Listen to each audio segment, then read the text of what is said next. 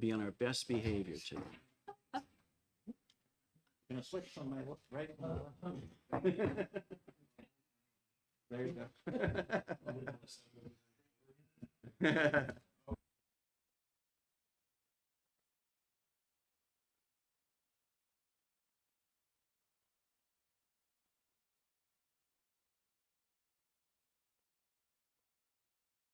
So we'll open the work session. We have a number of things we hope to get through today. I know there's some amendments that Representative McGuire has already informed me of. So we have 1005 and 318 and Senate Bill 252 kind of rolled into one here. And what Melissa and Mike have put together is a comparison. I've been talking to Chairman Roy and some of the ranking member of the Democrats on the Criminal Justice Committee, and they saw the advantages of rolling all of these bills into one because there were some competing issues as far as financial impacts. Things didn't line up well.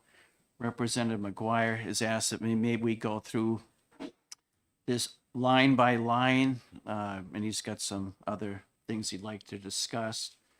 Does everybody have a copy of this comparison of?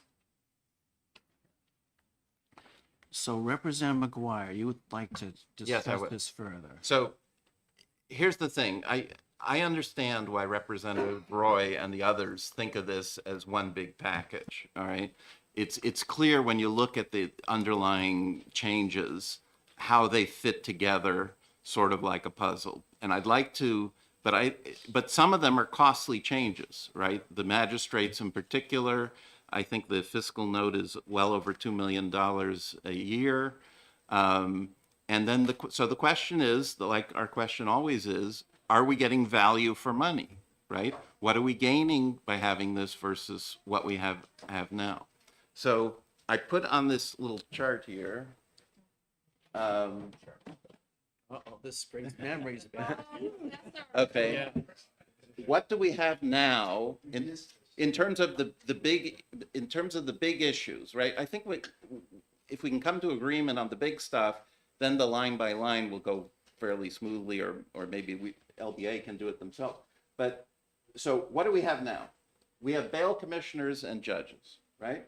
Bail commissioners, there's 95 of them. They work for $40. They're only paid maybe 50 to 80% of the time, depending on which one and what district and things like that. They typically only do PR bail, personal recognizance bail. They often don't ask for cash bail, although some may. And we're told that some of them are ill-trained, right? So they're not always making the best decision. All right. The judges, on the other hand, only work Monday through Friday. They do both PR bail and cash bail. Okay.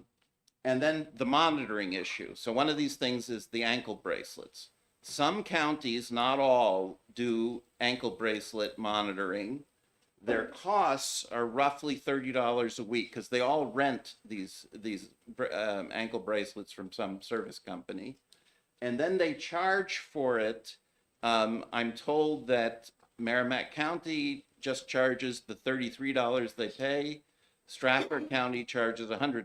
If I may, Mr. Yeah. Chairman, I talked to the commissioners about this, and I talked to the Use jail your mic, person. Chuck.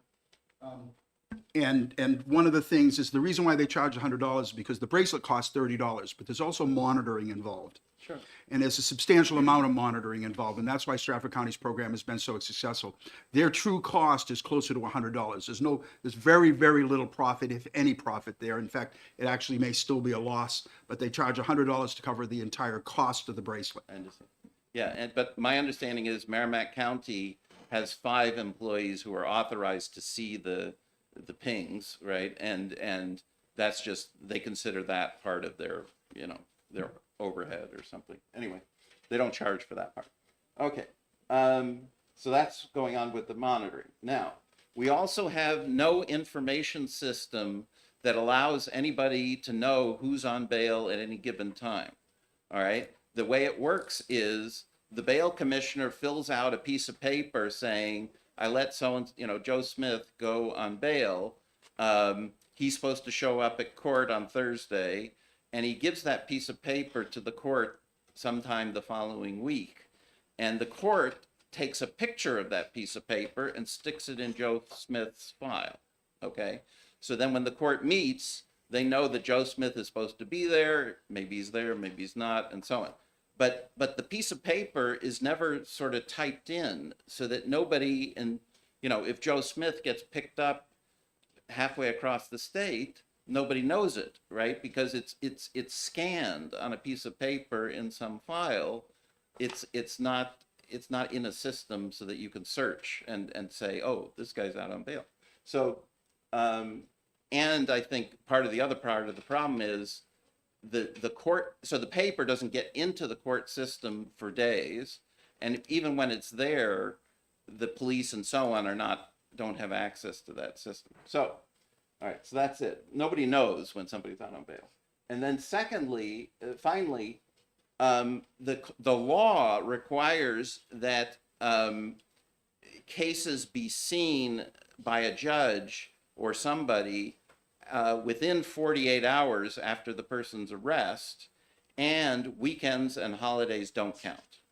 All right? So right now, somebody could be arrested on a Friday, the weekend doesn't count, they don't see a judge till Tuesday, so they're sitting in jail after being arrested, okay, for multiple days. Okay. All right. What these bills do for bail commissioners, it changes the $40 to $50. It makes it guaranteed. It's going to be, the $50 is going to be paid by the court to the bail commissioner, and then the court will later collect it from the person. So there's some expense here.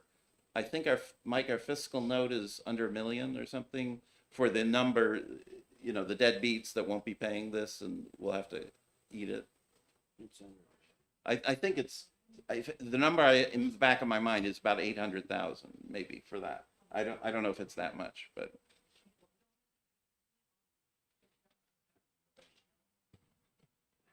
That's the total cost. So the bail fee for $40 is $850, and for $50, it's around $1 million. Oh, but 80% of that's going to, or some fraction of that's going to be reimbursed by the people, or not? Or is this just the part that's unreimbursed? Right. Okay. So call this part is $1 million cost, but everybody seems to agree that I've talked to that that's justified. Okay. So that is a significant cost. They're going to have training.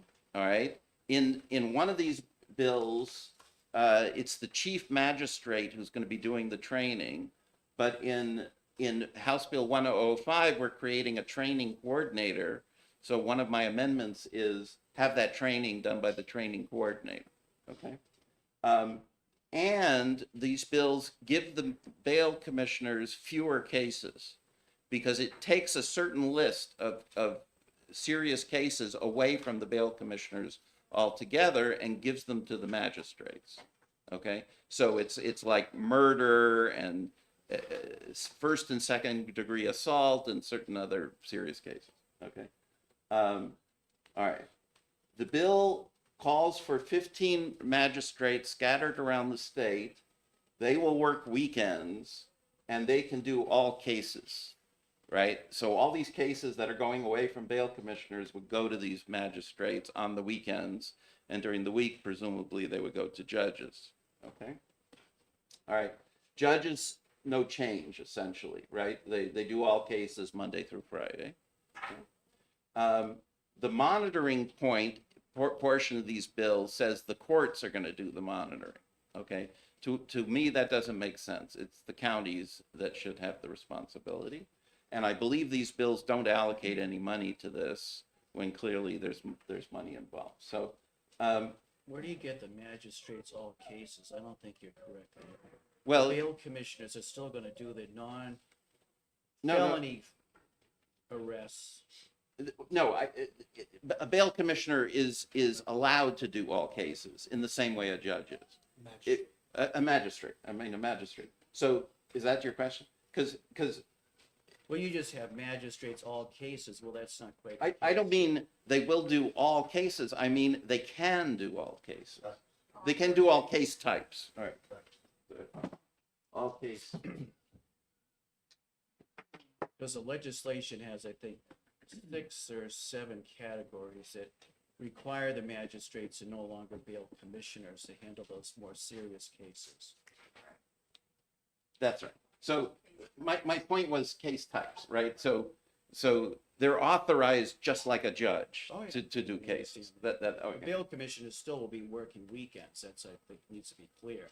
They'll handle all the Absolutely. The bail commissioners in the new model are not going away.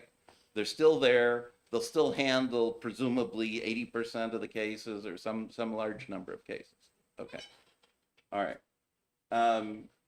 Then there's $1.7 million to buy the system to give us information about bail.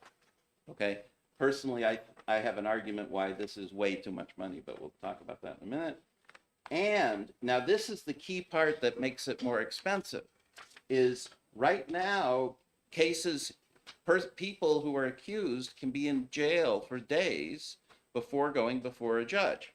The new requirement is cases must be heard within 24 hours. And so this is the key thing that causes the magistrates, right? Because number one, we're taking cases away from bail commissioners. Number two, so therefore we need somebody to act within 24 hours, and the judges are still not working weekends, right? So therefore you need magistrates. That's why this whole thing is kind of a package from the point of view of Chairman Roy, et cetera, right? It's this part that causes that part, okay? And this part is expensive. Now, so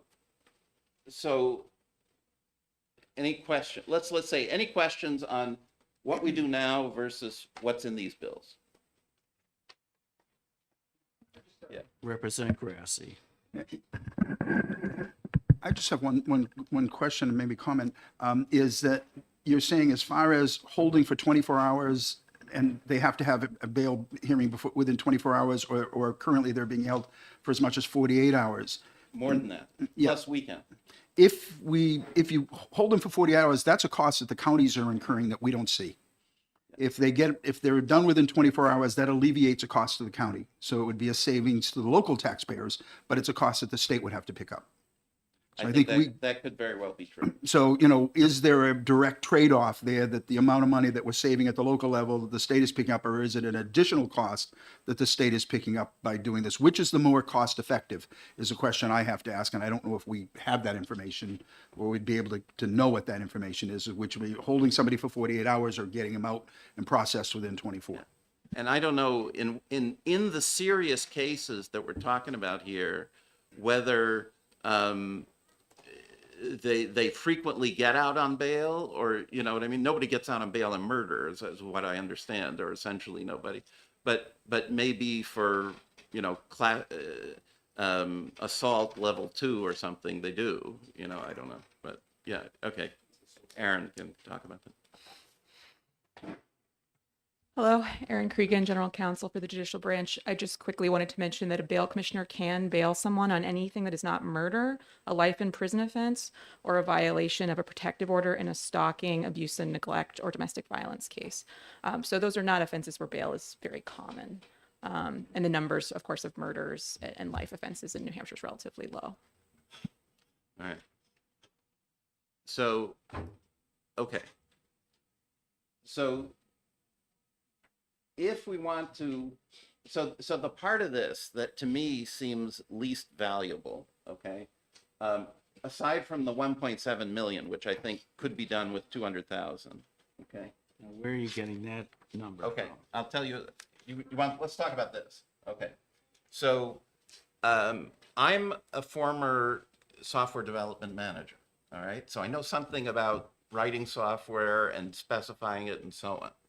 So I went to someone I know is capable and wrote a spec for an online system that would do exactly this. Something that the bail commissioners, the police, the judges, the clerks, everybody could have a secure password into, that would create a file for each person that's in the system, that would have information about they were arrested on such and such a time, they were bailed on such and such a time, and so on, would have their photograph in it, all that kind of stuff. So I went to somebody who's capable of creating such a system, basically a secure website, and I said, could you give me a rough idea of the cost of doing that? And so he looked at all the specs and so on, and the number he came up with was $24,000. Okay? So $24,000, all right? So let's say that that's too low, okay? It's certainly, so the number I'm coming up with is $200,000, and I feel like that's splitting the difference, right? It's 8 times bigger than what my consultant says he can do it for, which is $24,000, and it's 8 times less than what these agencies want to do it for. So I think it's certainly realistic. So Aaron, I have a question. I know in the Senate bill, it had specific dollar amounts, 750,000 for the Department of Safety and then $986,000 for the judicial branch. Where did those numbers come from? Thank you very much for the question. In this instance, we were having this discussion last year, and we had an opportunity to go to our current vendor and get a bid. And I think some of the costlier items were the licenses for the software, and there was the need for continuing support for the software. So the initial startup costs were high, but our annual is about $300,000 for the judicial branch. I could not tell you what that would be for the Department of Safety. So I think Representative McGuire, your estimate around $200,000, that is very close to that $300,000 bid that we have for the annual maintenance. But we did at that time and subsequently have a chance to talk with the Department of Information Technology and Safety and see if there were other alternatives, because of course we know costs are very important. And at least at this time, I don't think we were able to find that there was a more cost-effective alternative, although, certainly understand the desire to find one. So here's my argument. Let's give the 200,000 to the Department of Information Technology. Let's have them put out a bid. If they can get a qualified vendor, such as the one I found, and if they perform, they get paid, right? And then we're done. If not, okay, we've delayed a year or whatever, and we can go with this. Their vendors are way too ridiculously expensive from my point of view. So that's the way I would do it, is not charge, not have the judiciary, not have the Department of Safety, except to distribute this, but to have DOIT hire somebody to create this secure website.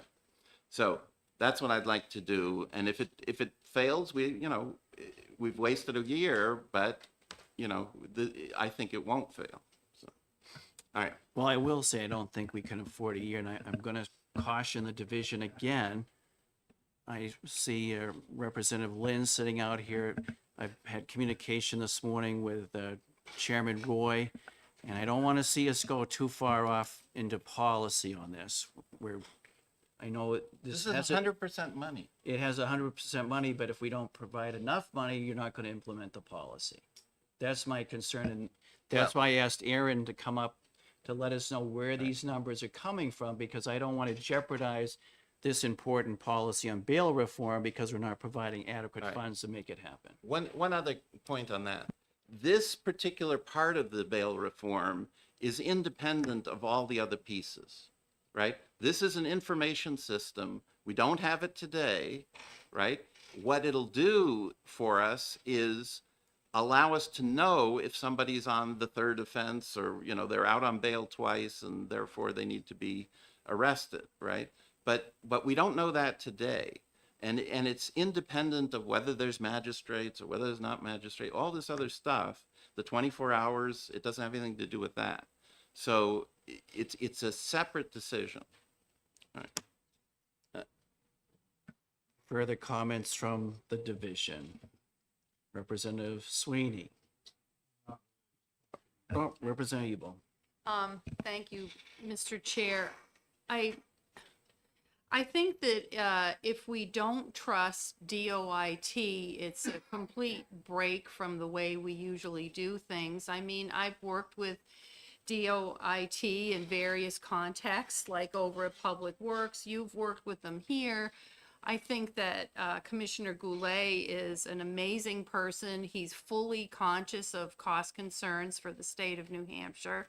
And this just would be I'm not saying doing something different is a bad thing, but this would be kind of a break from the way we usually move forward on really important pieces of policy like this. And like you, I have some concern about delaying a year to figure things out.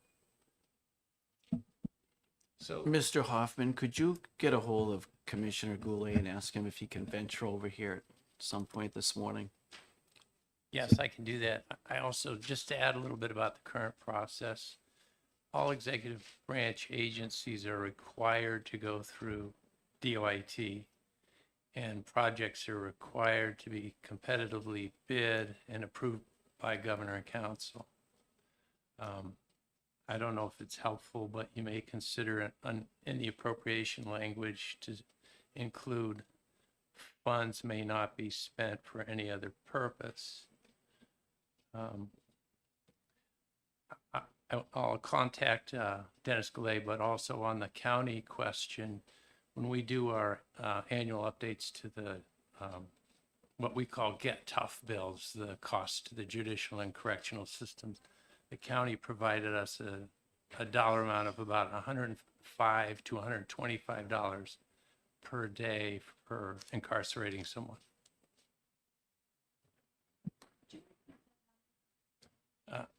Between $105 and $125 per day, which of course depends on the county.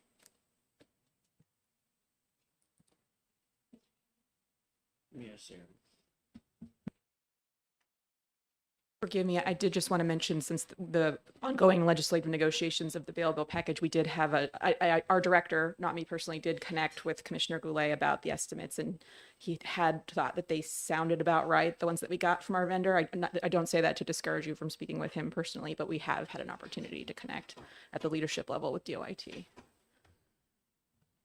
I figure the numbers we had here are fairly accurate, that other people have been looking at them, but I just want to, again, no disrespect, but I don't want to see us muck this thing up so we interfere with this bail reform, which everybody on both sides of the issue wants to see get done this year and as soon as possible. So.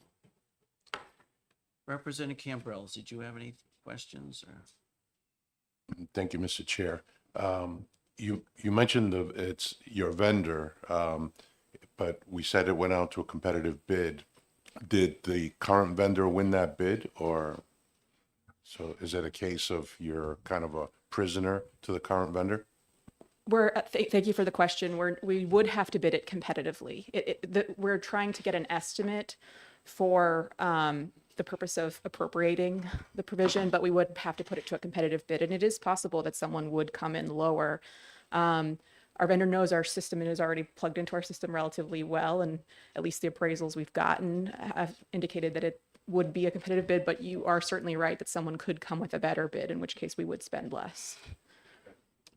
and especially, a key thing is this an independent new system, or is it have to hook into their existing system, right? Because that makes that vendor be the person, all right? So anyway. Before we go much further, I see that inquisitive look from my friend sitting in the front row. Representative Lynn, did you have anything to add, or are you just sitting to observe? Forgive me a second. The only thing I would say is this: I do not profess to have any particular current knowledge in terms of the cost issue. The only thing I would say is that, and I would ask the prior speaker if she has a different view on this, but I think the idea of having an independent system for this might be a problem, because it seems to me that it needs to be able to be integrated into the current sort of case management system. I would think that would need to be, in other words, if you developed a brand new system, and let's say it worked so that police officers could determine if somebody was on bail from somewhere else, but that system couldn't talk to the case management system that already exists for the judicial branch, I think that would be a problem. That's my sense. And again, I defer to Representative McGuire in terms of the technology, because when I turn my computer on in the morning, I often have to ask my wife, please help me. It's broken down and I can't fix it. So here's the problem, is apparently they're not willing to do that, to give everyone access to their system. You see what I mean? Their system actually has the piece of paper that the bail commissioner wrote on, right? So their system actually has the information today, and it actually does sort it by accused, right? So you would have to allow all bail commissioners, all police, et cetera, to have a login to that system, allow them to query the people, and then they could see, oh, here's the bail sheet for this particular guy. And so they don't even need any new software today. They just need that. But apparently they haven't been willing to do that, right? They want a new $1.7 million thing. Well, again, I think you need to be careful there, because there's certainly, should police officers be able to see that? Sure, of course. But there's, I can easily understand that there may be, that it would be improper to just give the police complete access to the system, because there are many things in the court file that police officers should not see. Confidential kind of information, or things that a defendant may have filed in camera, things like that. I guess all I'm saying is it's complicated. Now you see the reason for a separate system that doesn't have sensitive information in it, that just has the information in it that is necessary for this task. I agree with you that in general, having multiple systems can be a problem. But guess what? People use multiple websites for all different kinds of things. This problem is solved by a separate system. And it's not solved by an integrated system, because they have to go through and say, okay, for every piece of paper type that's in this data, who's authorized to see it and who isn't, and all that sort of stuff. So. The only last comment I would make is this, I don't know the answer to this question, but I have to assume that other states have dealt with this issue, and other states must have, and I'd just be curious as to if there's been some exploration of what other states do, because I would assume that, Massachusetts or Connecticut or whatever have had the same kind of problem, and hopefully have solved it. And that's really all I can add. Thank you. I'm glad to see you have the same problem with your laptop in the morning. I often threaten to take mine outside and shoot it, but Representative Sweeney. Mr. Chairman, I guess for me, it becomes a chicken and the egg scenario, where we pass a bill that says we're authorizing up to 1.7 million for a software package that will go out to bid. And I think anybody that's bidding on that is going to get close to that 1.7 million.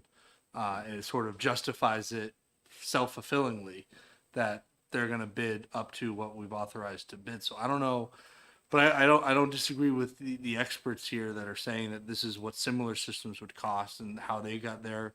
Before putting it out to bid officially, getting in the quotes is tough, because you can't do that until we pass the bill. So I don't know if there would be the ability not to punt on the issue, but to pass the legislation, allow for the bid to go out, and then leave the final authorization to fiscal. So I don't see us being able to actually say we're going to appropriate $1.7 million for a software package, and we're not going to get a $500,000 or $200,000 proposal, because that's not in the range that the bid is looking for.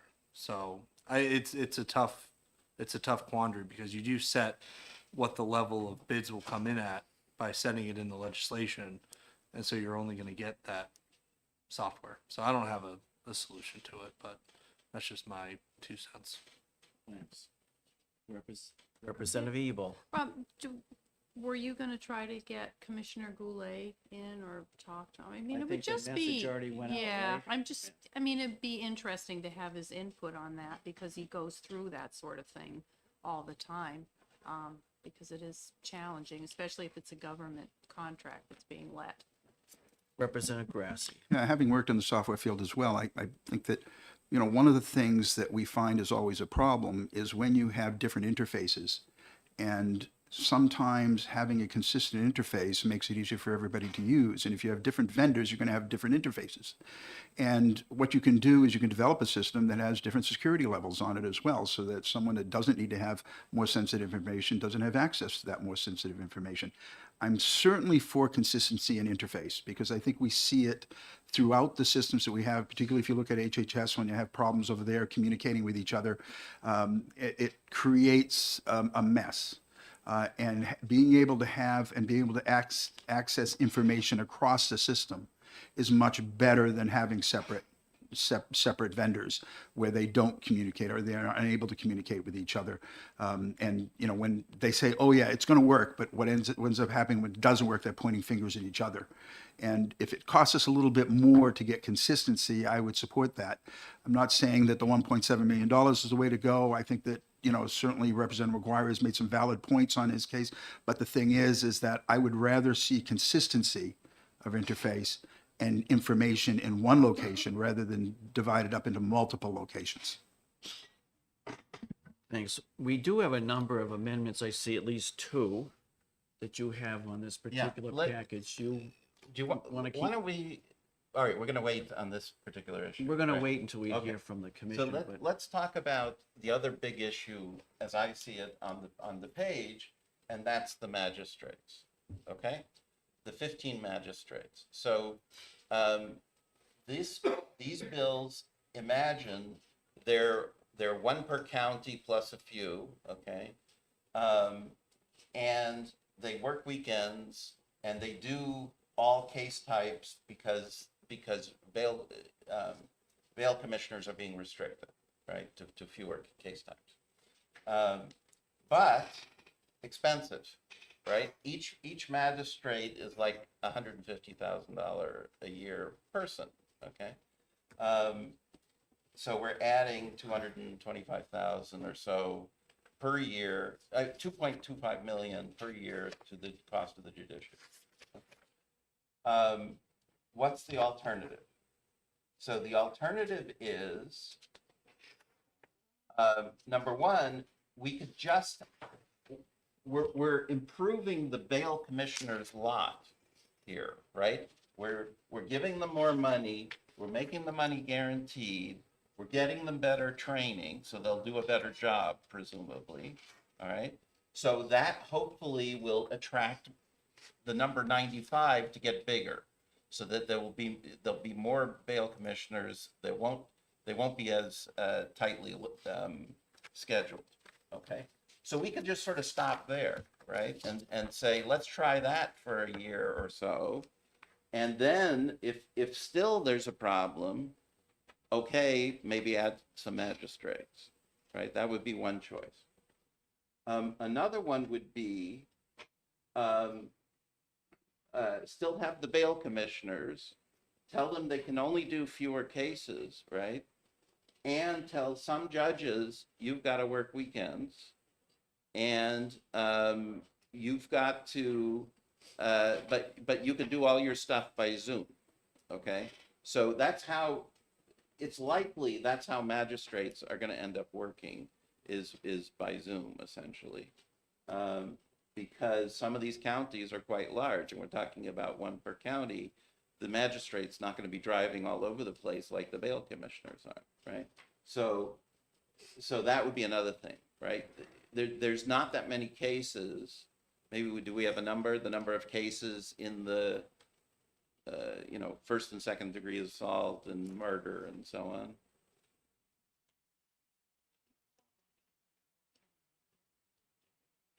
The cases that are specifically not able to be heard by a bail commissioner anymore under this legislation is about 1,400 a year. Okay, 1,400 a year is 30 a week, right? So, so you're talking about a handful of judges working Saturday and Sunday, maybe, right? So, I don't know how long it takes to decide such a case. Half an hour? I don't know. Does that sound right? A lot of speculation. Yeah. Yeah, all right. Well, anyways, so my point is, you know, a judge coming in, somebody who's available Saturday, somebody who's available Sunday,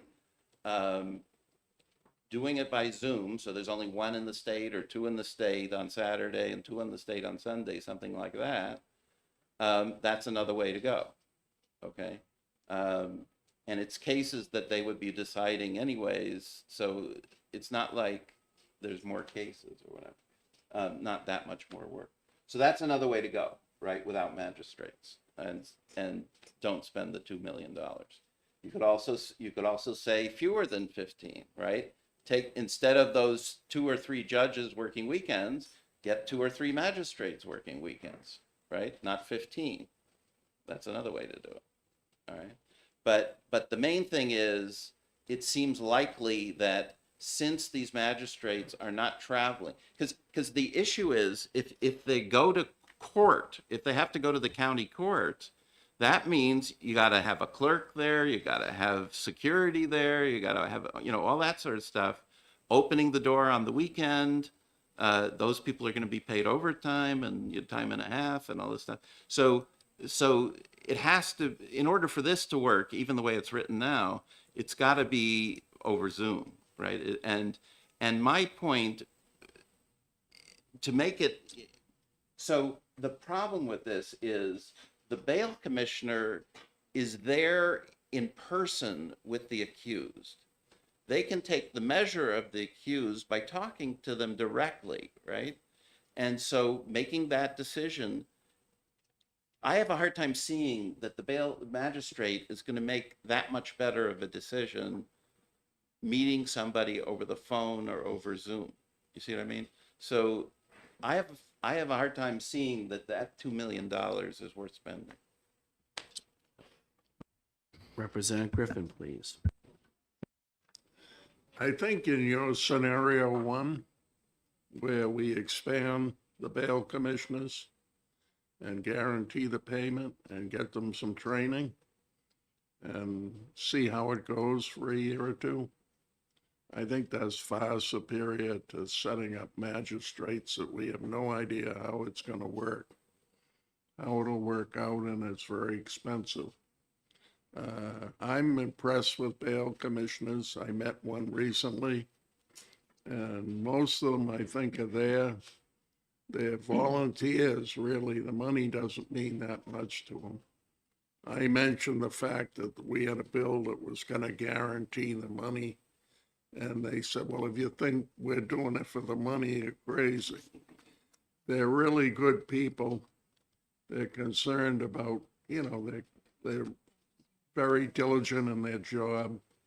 And I'd like to see us not just bail out on them. I'd like to see us see if we can expand it and make it work a little better before we spend millions and millions of dollars on magistrates. Representative Ebel. I'd like to ask one of the experts in the room, wasn't the point of the intense negotiation on this, a point of contention was that there was the list of crimes, was it 14, that people felt in particular needed a higher level of review, and that's why they came up with the magistrate concept? I mean, that was a huge point of negotiation, because they didn't want these bigger crimes to be handled by bail commissioners. I'm seeing nods. Yeah, if you look at the Senate Bill 252 that came out, there were a number of crimes that would no longer be handled by bail commissioners: first degree assault, second degree assault, felony level domestic violence, aggravated felonious sexual assault, stalking, drug trafficking of people, possession, manufacturing, distribution of child sexual abuse images, and the list goes on. So those are all the items, again, it came out of the Senate, that would be restricted specifically towards two magistrates versus bail commissioners. This is one of those items where if you pull the thread, the sweater's going to start to fall apart. And I think a lot of this rose and fell on the existence of the magistrate system. I also am not recalling exactly what the qualifications of the magistrates were. Were they attorneys? So it's a much higher level of review than what would be given by a bail commissioner. Further questions, Representative Sweeney. I seem to recall, I think the number 15 was said to come from a previous bill in which there were no bail commissioners present.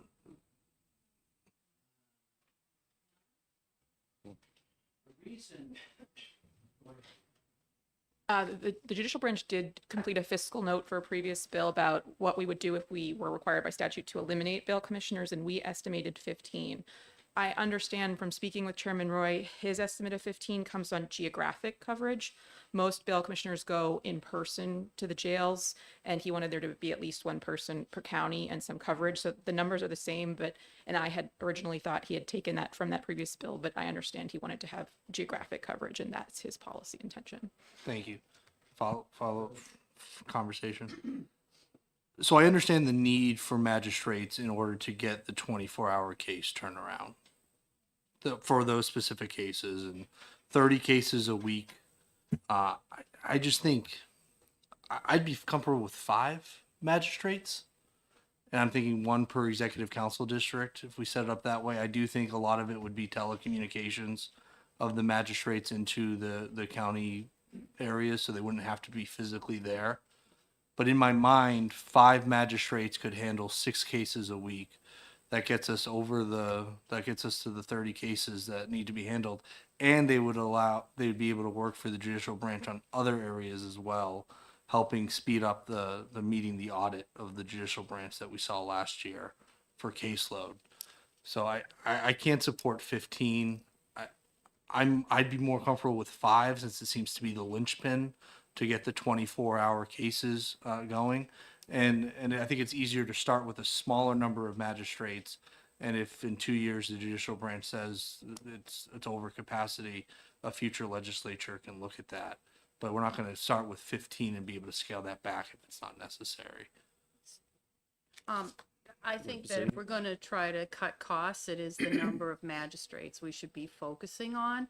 I'd be interested in what Chair Roy's idea would be. I remember I asked him specifically, because we had thought about this, what he thought the bare minimum should be, and he did say 10, and he was focused on the number of counties.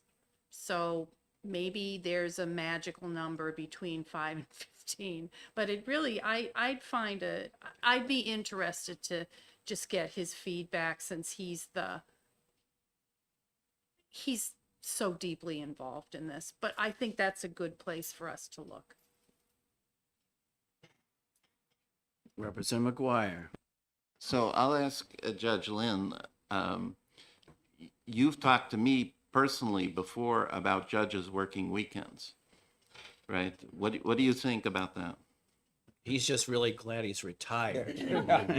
I have to say respectfully to everyone, the idea that judges shouldn't work weekends is baloney. I mean, they're working weekends now. In the 27 or almost 27 years I was in the judicial branch, unquestionably the majority of the weekends that fell in that time, I was working at least part of the time, and sometimes both days. Now, I wasn't working in the court generally. I was working from home, but working on stuff. But sometime it was in the court doing, not doing hearings, but doing research or writing or being at the library. So the idea, I mean, judges are paid a very good salary. And the idea that they shouldn't have to work some weekends, that you couldn't, include them in the mix of like having rotating duty, I find that offensive. It's just because they're doing it anyway, and there's no reason that they shouldn't do it. They do it in other states. In some states, they have night courts and stuff. I'm not suggesting that necessarily, but there's just no reason that judges shouldn't have to work, some weekends. And so I guess I would say, I think you ought to figure that in the mix of whatever you're doing, that it's not offensive to me in any way that judges should have to work weekends because, as I said, they're doing it anyway. I have no doubt about that. Representative McGuire. So if we were to ask them to do bail decisions over the weekend, right? Number one, do they need ancillary people, the clerk, the other people, together with them at the same time? And number two, roughly how much time would you think the average bail case takes? I think particularly if you're going to I assume, as you did, I think that that virtually all of these would be done, electronically through Zoom or something like that. Nonetheless, I think there probably would still need to be some ancillary people. They also presumably could be done by Zoom, also, but you would probably need some ancillary support people to be doing that. And in terms of, how for initial appearance bail kind of thing, I think you said a half an hour. I think that's probably a good estimate. In some matters, that's probably it would take significantly less than that. There might be a few where it would be more, but I would say, the idea of a half an hour is probably a reasonable estimate. Would be my view. I'm sorry. I mean, this is a lot to learn for us. Are judges doing some bail work now over the weekends? Do you know? Okay, I'm seeing no. I don't think so. No, I don't think they are. So when I was saying, as I said, the work that I think most judges are doing now on the weekends is writing orders, doing research, that kind of thing. Most of that is probably from home, but I think sometime they are going into the local court because it's got a better library situation or something like that. But the idea that they're not working is just, it's not accurate. They are.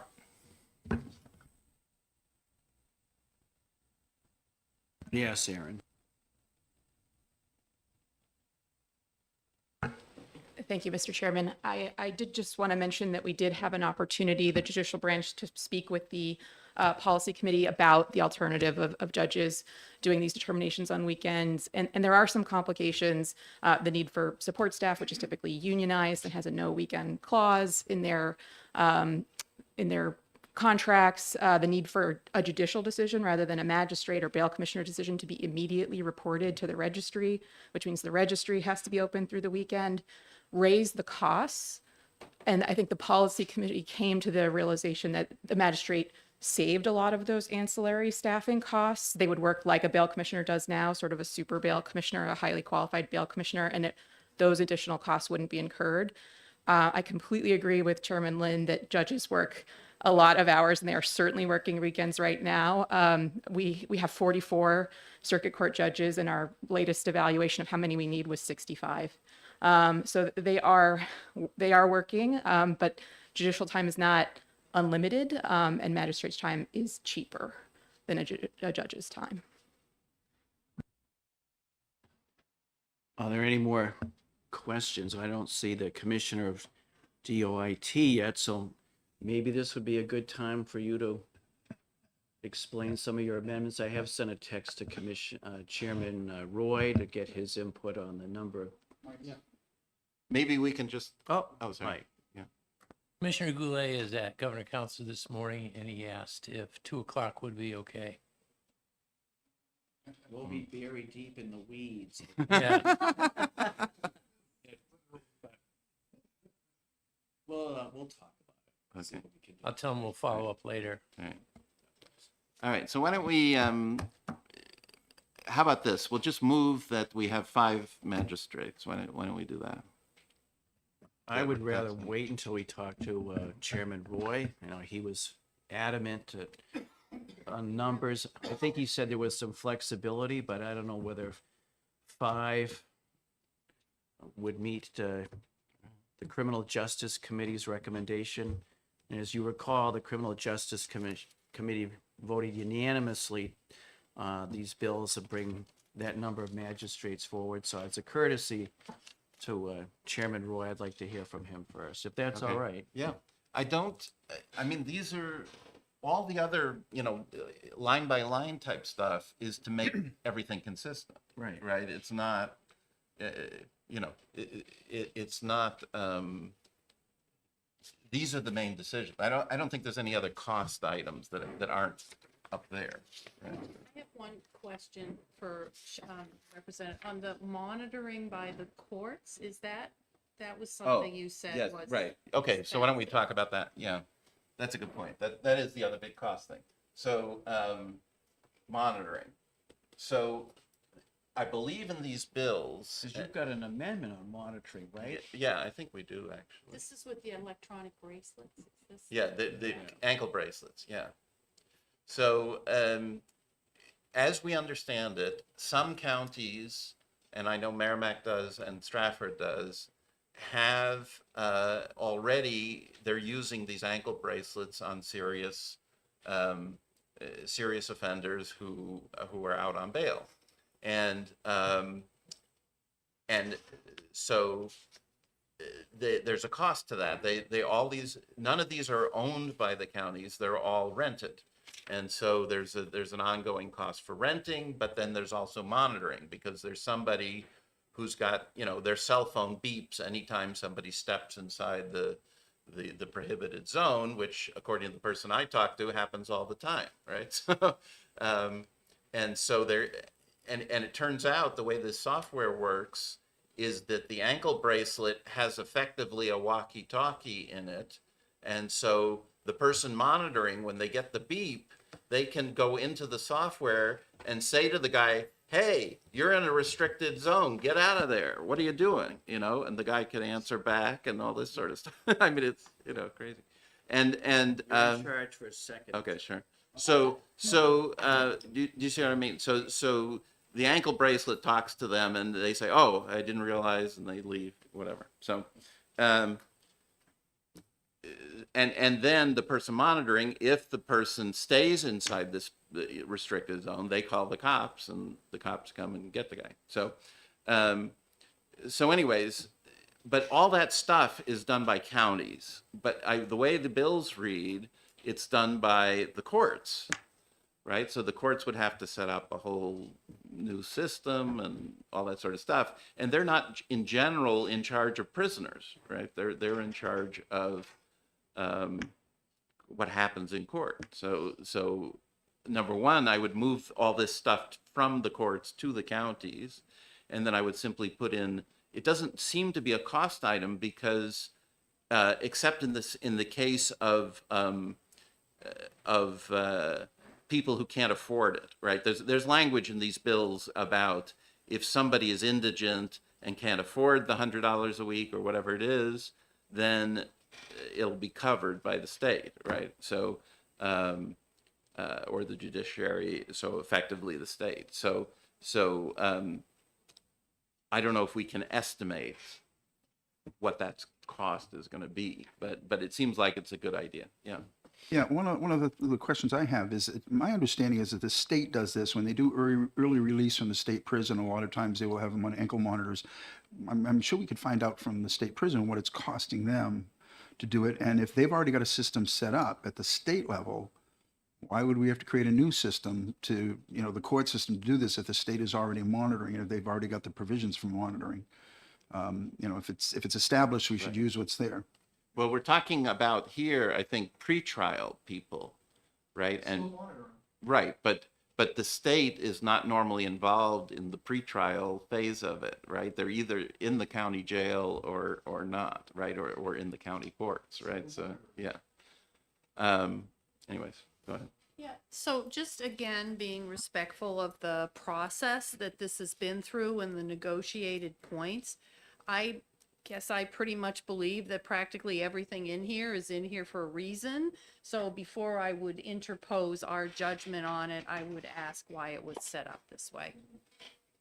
So I don't know who can answer that question. Yeah, Ms. Crean? And Rep. Hughes, if you wanted to speak as well, but I believe this was relatively late addition that it was assigned to the courts. So I don't understand that to be an essential feature, that it be the courts rather than the counties conducting the monitoring, but we do not conduct monitoring now. I know in many states there's a pretrial division in the courts, and if folks that may have worked in other states are familiar with it, we simply don't have that. We don't have any staff that covers monitoring. So I understand why someone who might have been in Mass or a place that there's a pretrial would be very familiar with that and would think that that's an intuitive place for it. But I think the counties administer that here, and they would probably jealously guard that prerogative. That is my understanding as well. I don't think that there was, I think part of the reason why the courts may have been in there in the first place is because we've been very focused all along in this process in terms of what changing the process would actually mean for the courts in terms of additional cost, in terms of things like additional personnel requirements. So essentially, if we're getting to the same outcome, I think that's workable. And the outcome we're trying to get to, by the way, is to make sure with all of these bills, I think one of the things that we're trying to achieve is, and what this compromise is really all about, is enhancing public safety.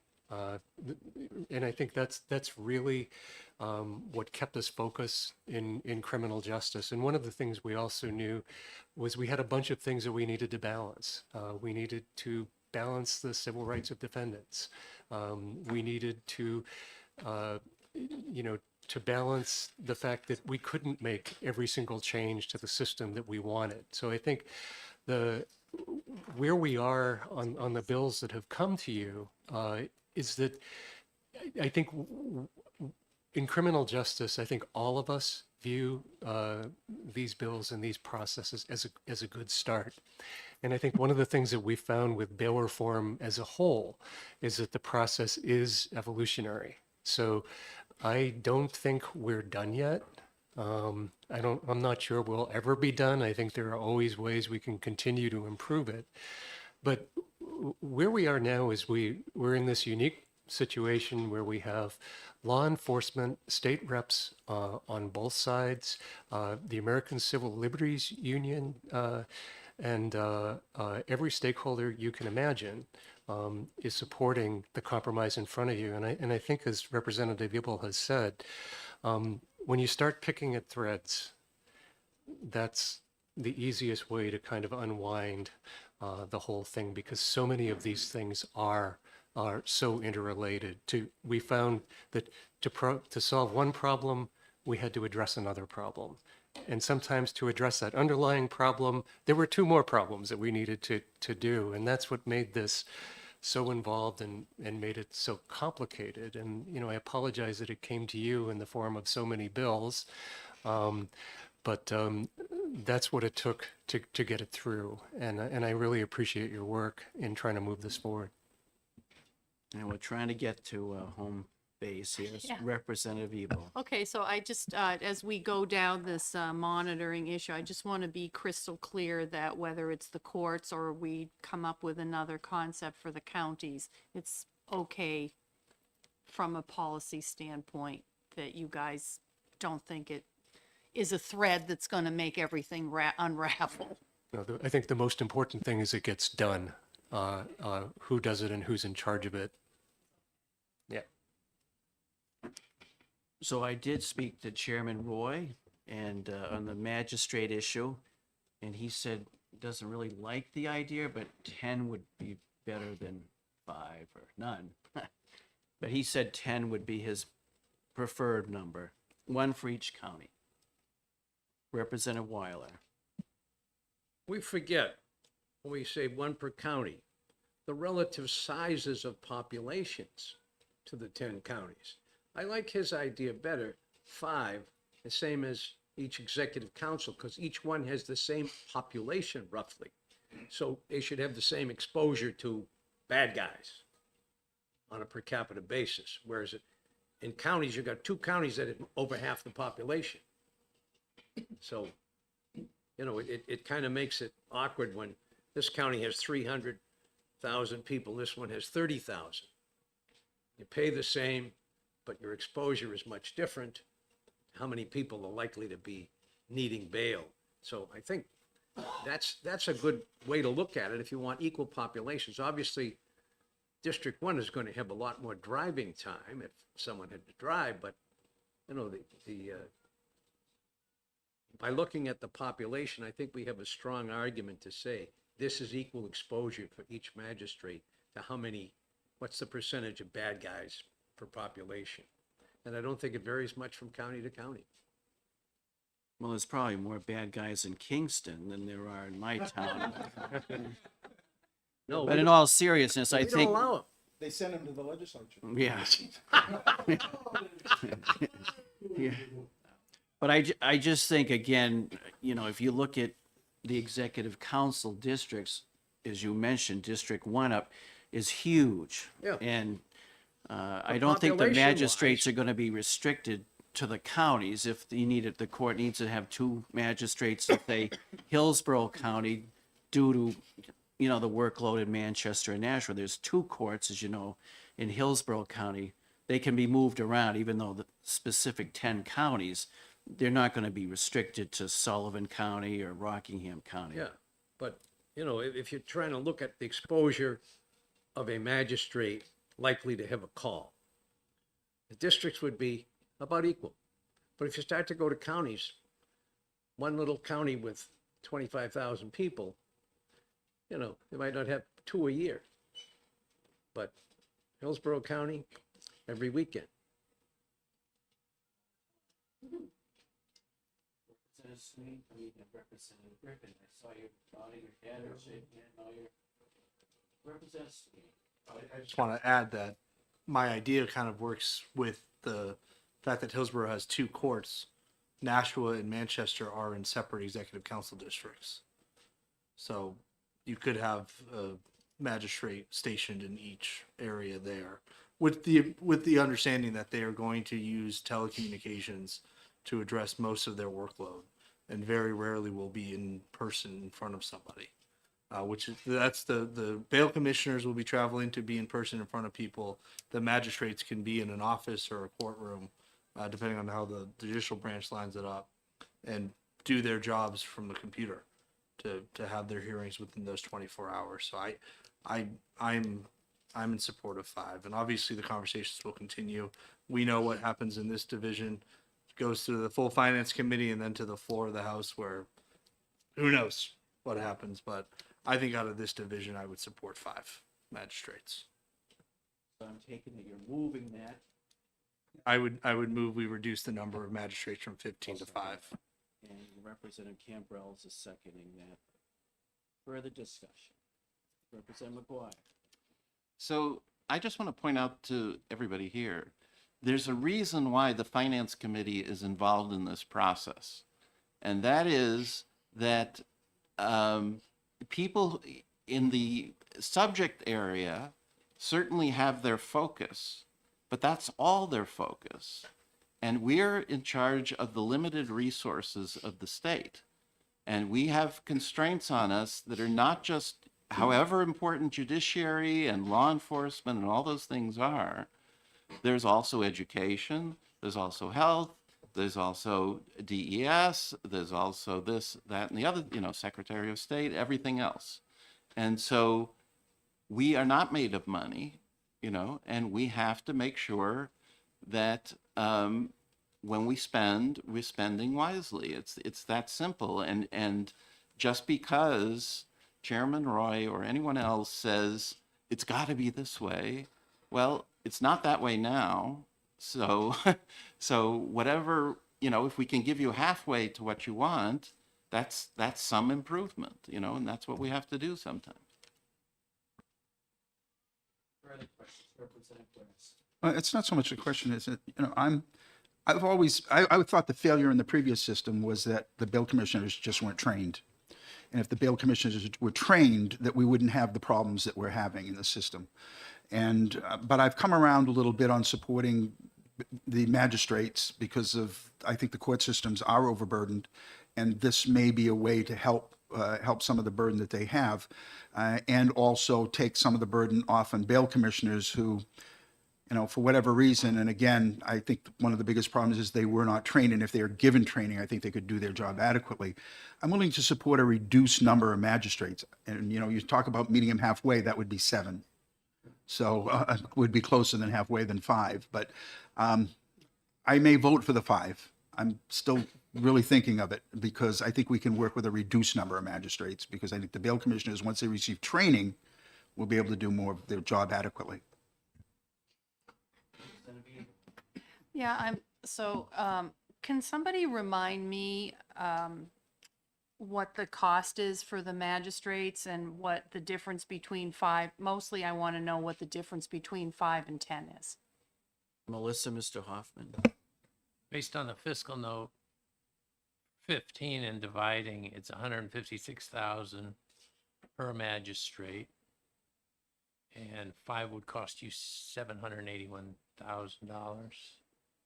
So it's 1.4. And then you'd double that for 10. Arithmetic. Yeah, it'd be about could you do the 1.5. arithmetic? I'm really tired.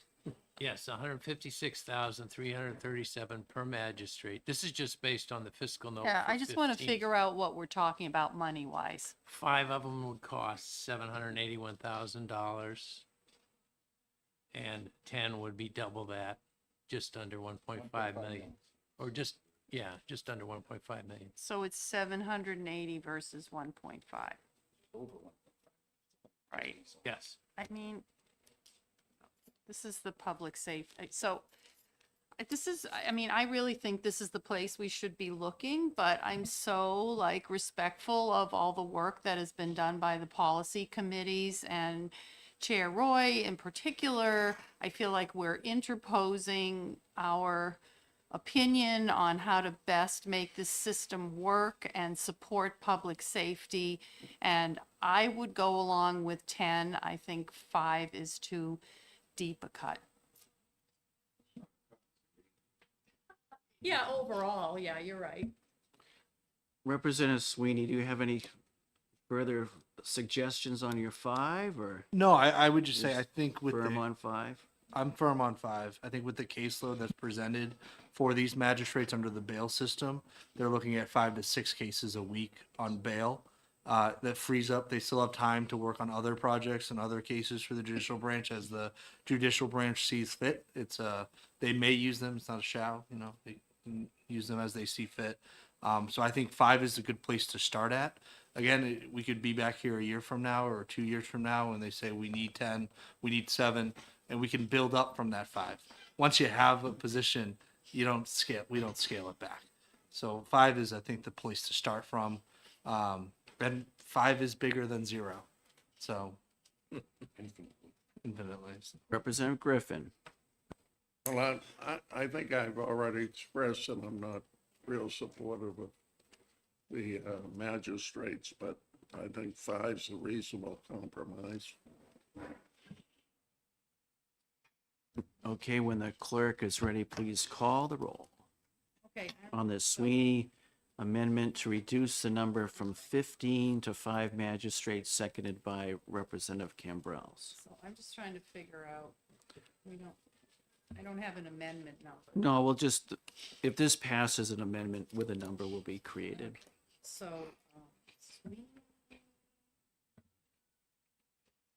Campbell's, I need to write out the motion. While she's writing out the motion, I've been certainly torn. We are creating a new system. We're going to try to make it better. I think the work that was done by the Criminal Justice Committee and the House Judiciary Committee was very commendable. If we went with some of the options we've discussed today, no magistrates, I think that would be a huge step backwards. So I'm very torn, but I think I will support the reduction down to 5 because it gets us started. So at least it gets us started. Could I ask Melissa or Mr. Hoffman, can you just tell me, I think it would be best if we identified the bill number and the line and the page. I think it's Senate Bill 252, right, for the magistrates? And the 240, it's a little bit confusing. Okay. 249 establishes the magistrates subject to appropriation, which is in the other bill. and the appropriation is in the other bill. So I believe on the first page of this, we can amend 15 down to 5, And then figure it and out. elsewhere I'll do the same thing. And these will all eventually be drafted as an amendment to House Bill 318. 318, okay, so, Ready? okay. Representative McGuire, Yes. Representative Griffin, Yes, Representative Sweeney, Yes. Representative Cambrils, Yes. Chair Weiler. Okay. Clerk votes no. Representative Wallner, No. Representative Grassy. Yes. Okay, the motion carries, and Leishman has already, yes. Yes. Okay, 1, 2, 3, 4, 5, 6 to 2. The motion passes.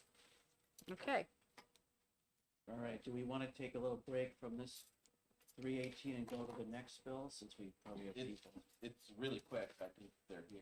They're all here, yeah, they've been waiting for us, so, and I just have a simple amendment for that one. And I think the sponsors are Melissa, do you have an amendment? wait, what thing are we on here? So we are now going to House Bill 1577 relative to digital images of ballots.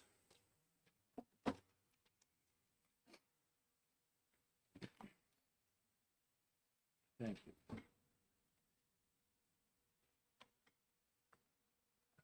So as soon No, as speak. Representative McGuire, as soon Yeah. as Melissa's finished handing things out. Okay, so, as you may recall, this is the bill that said for the new voting machines that have, that do scans of the ballots and store those scans on internal memory cards.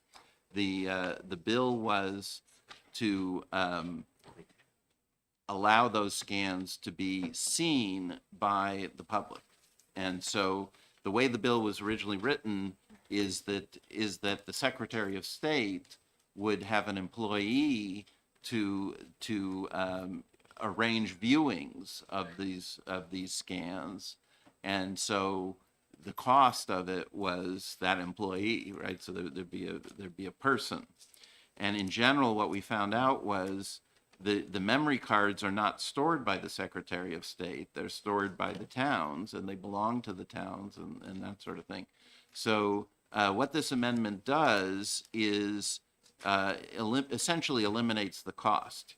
It keeps the memory cards where they are now, which is with the towns, and it allows, it requires the towns to sell memory cards for their cost to people who are interested.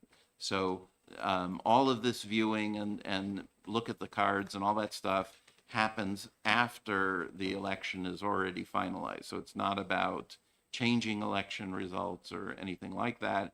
It's just a matter of interest in viewing viewing these images and the other data on the memory cards. So that's what the bill does. Other questions for Representative McGuire? I have a question. Representative Ebel. Thank you.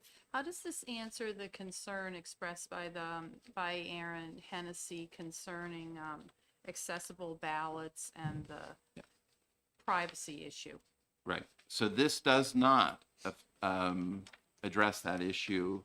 It's all ballots are essentially viewable during recounts, and all ballots would be viewable by the original bill. So the original bill, anybody could come in and say, I want to see all the ballots, and they would be viewed. So that question has sort of already been answered by the bill. So from my notes, I see here that this original bill came out of the election law committee without recommendation, so there was obviously some disagreement there. Have you talked to anybody on election law or the chair? I've talked to Representative Wood and obviously the sponsor here, and they were both in favor of this. I believe if Representative C wants to say anything. No. We're good if you're Yeah, good. okay. So, but I did not speak to Representative Barry. Any further discussion? Are you moving your, I'm sorry, Representative Ebel? Well, all I was gonna say is I did review, some of the background on this. It did come without recommendation. The concerns that were expressed during that discussion, and plus when we had the Secretary of State there, don't seem to be answered to me, so I'm gonna have a problem with the bill either way. I think I could, go ahead and support Representative McGuire's amendment, however. Okay, so Representative McGuire, are you moving your amendment? Yes, please. 1347H, is it seconded? Representative Cambrels. All right, when the clerk, we'll just have a show of hands on the amendment, and then we can vote on the bill as amended. Everybody in favor of the amendment? No, it's 8-0. And then Representative McGuire is moving 1577 as a, oh, Representative Cambrell. Thank you, Mr. Chair. I'd just like to make the comment that since Representative McGuire's amendment has removed the fiscal cost, then that's our job, is to look at it from a Sticking fiscal to it point of right view.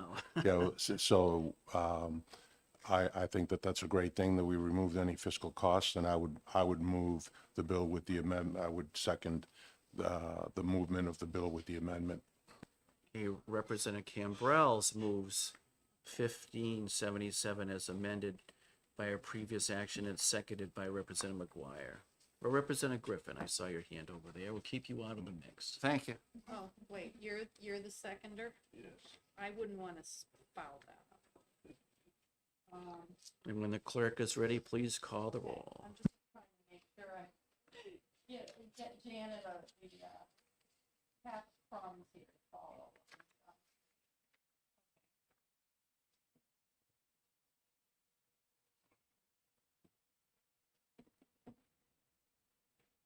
Okay, all right, so we're voting on Bill 1577, OTPA with Amendment 1347. Representative McGuire, Yes. Representative Griffin, Yes. Representative Sweet, Yes. Representative Campbell. Yes. Clerk votes no. Representative Wallner. No. Representative Grassi. No.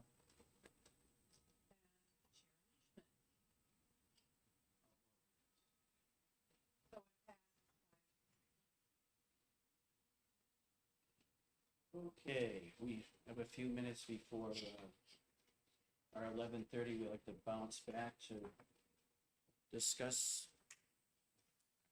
bail reform. Representative McGuire, you have some amendments moving around? So I guess we decided on the magistrates issue, right? We did. So the other two were the monitoring and the 1.7 million, which I guess you wanted to delay.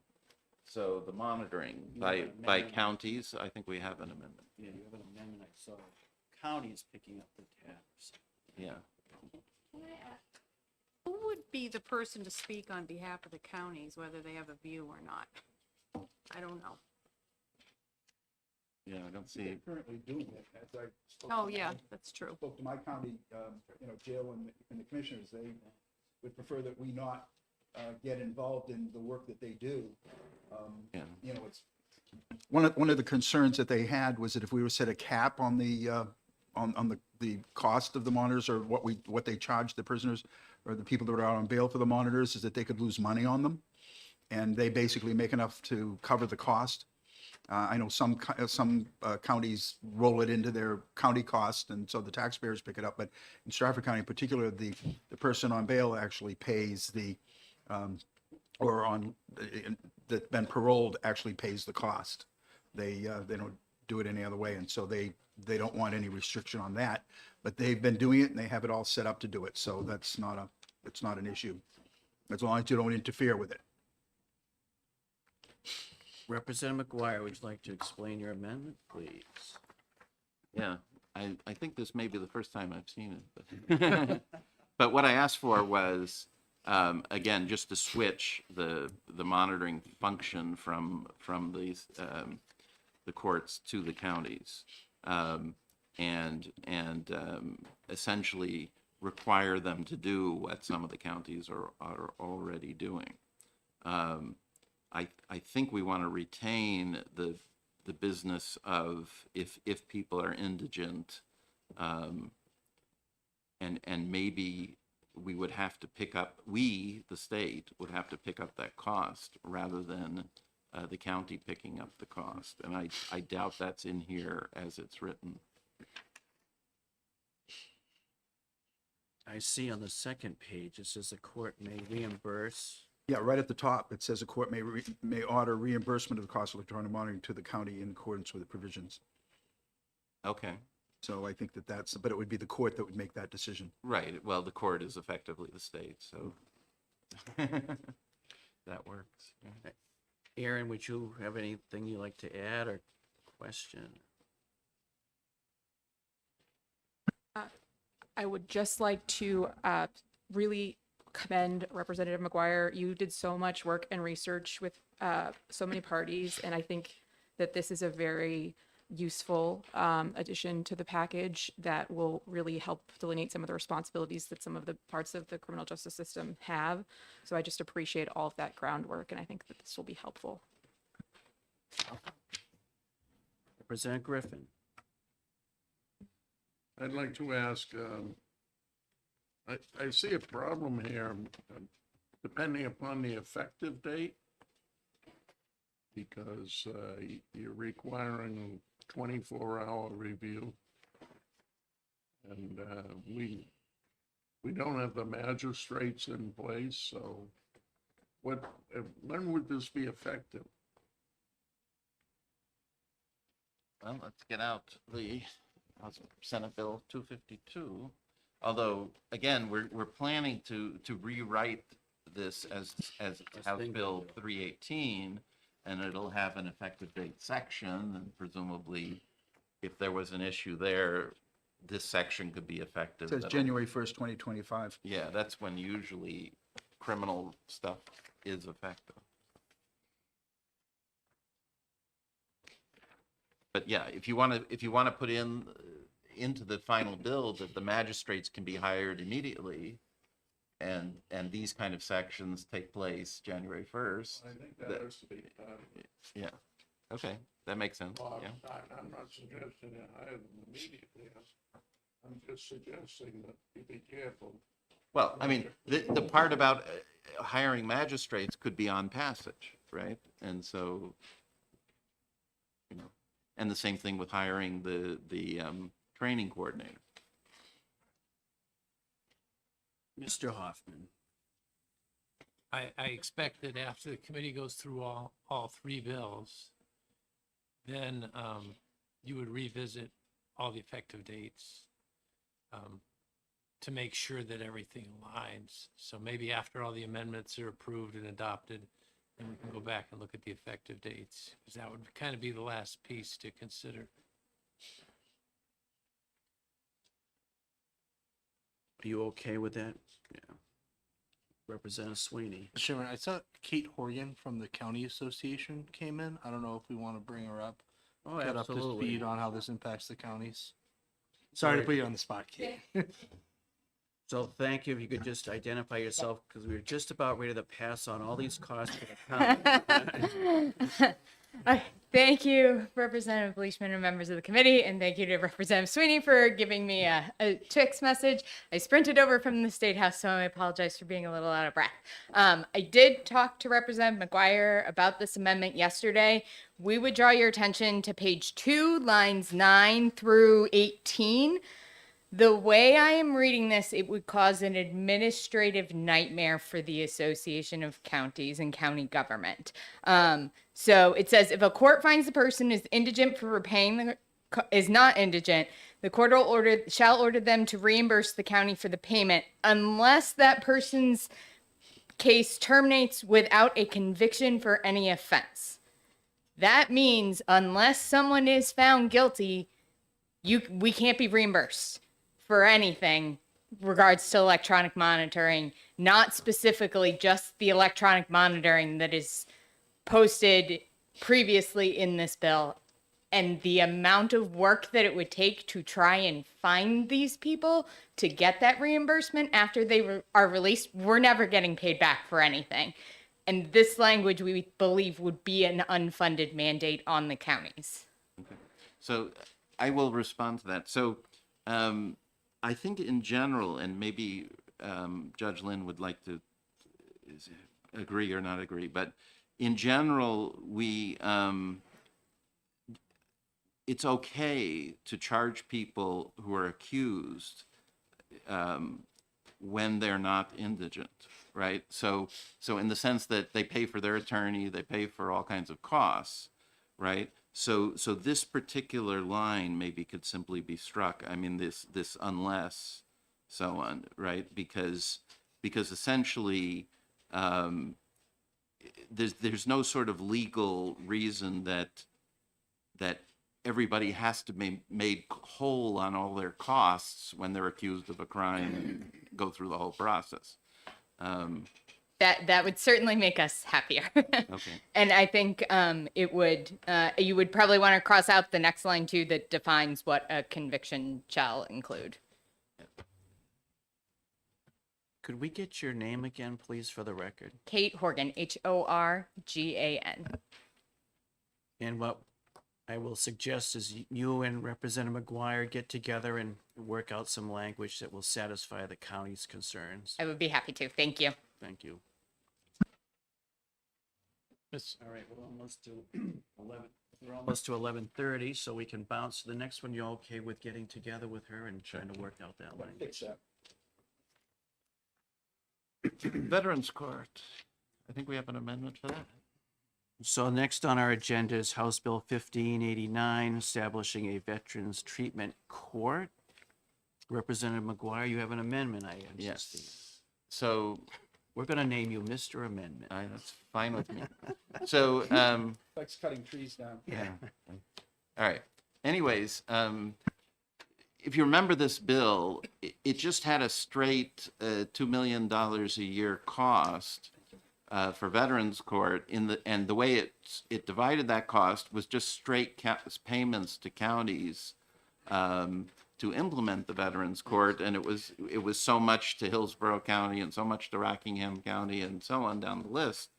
And so whereas the numbers we were hearing about the number of cases were kind of in the low double digits or something, annually. I mean, it wasn't like a lot of cases. And so $2 million every year for, what sounded like 40 or 50 cases was too much. So what we talked about and what's in this amendment is to instead have the payments to the counties be $5,000 a case up to the number that was originally in the bill, right? So my estimate, I think our estimate was that this would reduce the 2 million to maybe more like 300,000. Yeah, it says something in that. 245,000 not to exceed per year. Right, but I think that's for a particular county. That's for size county. There's 3 different standards for counties. Right, so Okay. so those are the numbers that were in the bill originally, right? The 245, the 150, and the 100. I think those were, or maybe it was even more than that. Quick question, This may be less. because Representative Grassi. what we're looking at here in this is it said up to, so a county who is a large county, they would not be able to get more than $250,000 to set up Yes. their veterans court. And a medium county wouldn't be able to get more than $150,000 for setting up their court. A small county wouldn't be able to get more than $100,000. I'd like to see which counties those were. to, you know, who fits into what's considered a large, what's considered a medium county. If we could get that breakdown. That's, because it that's on doesn't- line 20.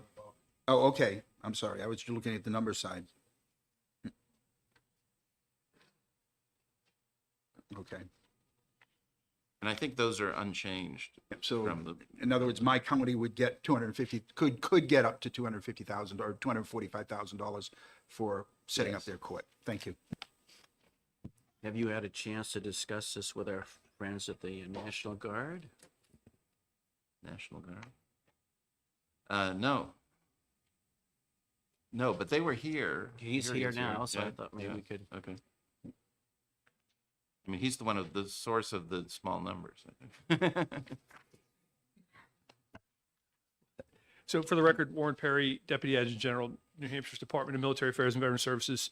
So again, I can't get to the costs or how the costing would work. I mean, I'm not an expert in the court system or court costs. I can really just reiterate what we believe the demand would be on this veteran court system. And, you know, based on numbers that we were able to glean from the past, we think, you know, the best estimate we have is about 27 a year across the state. And then we inflated those numbers a little bit to up to about 40 so that we would just make sure we covered the cost of what's going on. But still not a tremendous demand on the system, right? So that's kind of, I mean, that's where I'm at. So with regard to the amendment, I don't think I could comment directly on the impact of cost. I think that's something that the judicial system and Department of Corrections would be better suited to talk about in terms of cost. I apologize for just not being an expert in the money piece. No problem. Are there any questions? Seeing none, thanks for being here. All right, the division's pleasure with the McGuire Amendment 1277. Representative Grassi. Oh, I'm sorry, Representative Lynn. Let Representative Lynn first. With Aaron about this. The only question I have is, it's not clear to me how, in other words, if a county wants to apply for a grant, it's not, they may not know how many cases they're going to have in applying. So that's my, I guess I'm just wondering about the mechanics of this, the envisioning how this is going to work. If Hillsborough County is going to apply for a grant, how are they going to know what their, should there be some language that says they may, this will be based on the prior year, or, that's my only concern. Yeah, Representative I McGuire. would agree with this, and basically, this language is unchanged from the bill when it was a grant, but I think it should be more of a, reimburse the counties annually or quarterly or whatever is to a max. up to this maximum per year, something like that. So we can work on changing that. And that would make perfect sense to do that. Yeah. And can I just ask one other question just to make sure? The section, the first Roman numeral 1, the first amend RSA 490:I-11, that first paragraph of the amendment, is that a change, or is that just, it seemed like it was very close to the original bill, and I'm just wondering if there was actually any change at all. This is a shall to may. So if you remember. Okay. No, I'm sorry. That's fine. So it is a change, that is a fairly significant change, right? So we're allowing counties to implement veterans courts, not forcing them to. I'm sorry. And we're giving them a little carrot, which is the $5,000, right? So that's the. No, that makes sense. Good. I have no problem with that. I think I recall you being in here and discussing the shall may issue in this. Well, you know what? I was thinking of the shall may issue on the training, the judge's training. That's what Maybe I that was, was it. yeah, that's what I was. I know you don't like shall. No. I actually do like shall. I think it's some other people maybe No, that I don't. was just kidding. Representative Grassi. Yeah, looking at this, and particularly if we put it in as a reimbursement, I think would probably be a better way to go. But the thing is that based on the size of the counties that you have here, this could cost us up to $3 million, just shy of 3 million. It's 2.95. So if So- everybody maxed out their reimbursements. So right, so Representative maybe we McGuire should will have get, smaller numbers. yeah, Representative McGuire will get together with the gentle lady from the county that is behind Mr. Hoffman. Sure. Try to work this out. Yeah, we can do that. Yeah. All right. Thanks. All right, so we'll have an amendment on this with that We're gonna meet correction. Monday or something? We're gonna meet Monday. Okay, good. Do you like meeting Monday? Works for me. Is Monday okay with everybody or Tuesday? Is that the day after Easter? We haven't made it official yet, but we're gonna have to meet, I'm sure. Got to button these things up.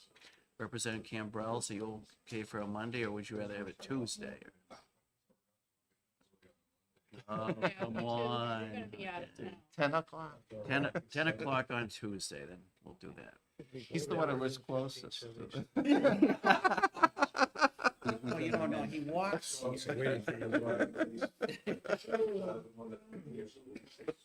No, actually, Representative Wallner. So do we want to go back and discuss any more on 318, Representative McGuire, because you do have another amendment, right? 318? Or 249 or 252? Well, only the one you wanted to delay. We did one. We haven't done 1005. Oh, yeah. Yeah, so 1005, well, we're going to merge it into 318, I think. The other one we talked about looked like that was. Yes, I think there is one, yeah. So Representative McGuire has an amendment on 1005. Yes. We'll pass out since we have a little time here.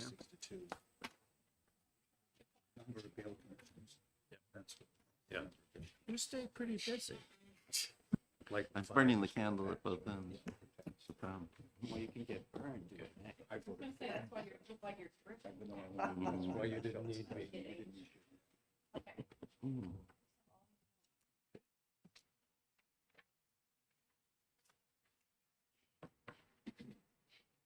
Is this what we're waiting for on the left, on the 1,005?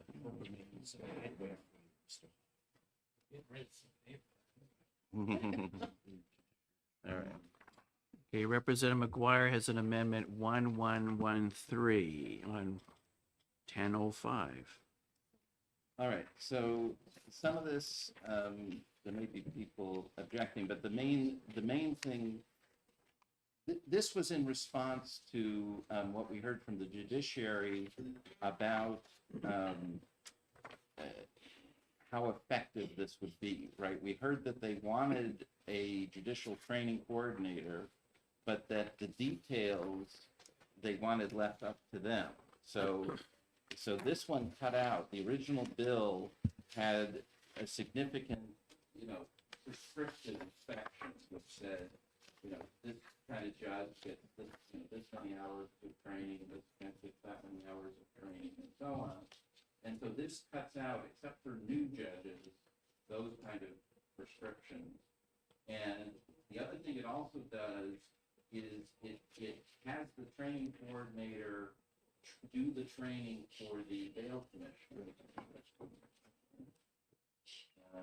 Yes, so that bail commissioners are adequately trained, and it keeps the original. Remember, we had talked about moving this to the end of into the next biennium, but this keeps it at 60 days after passing. So it has all the bail commissioner training stuff that came from in here. Representative Lynn, I see this came out of your committee like 18-1. Are you, any comments on the amendment, or have you seen the amendment?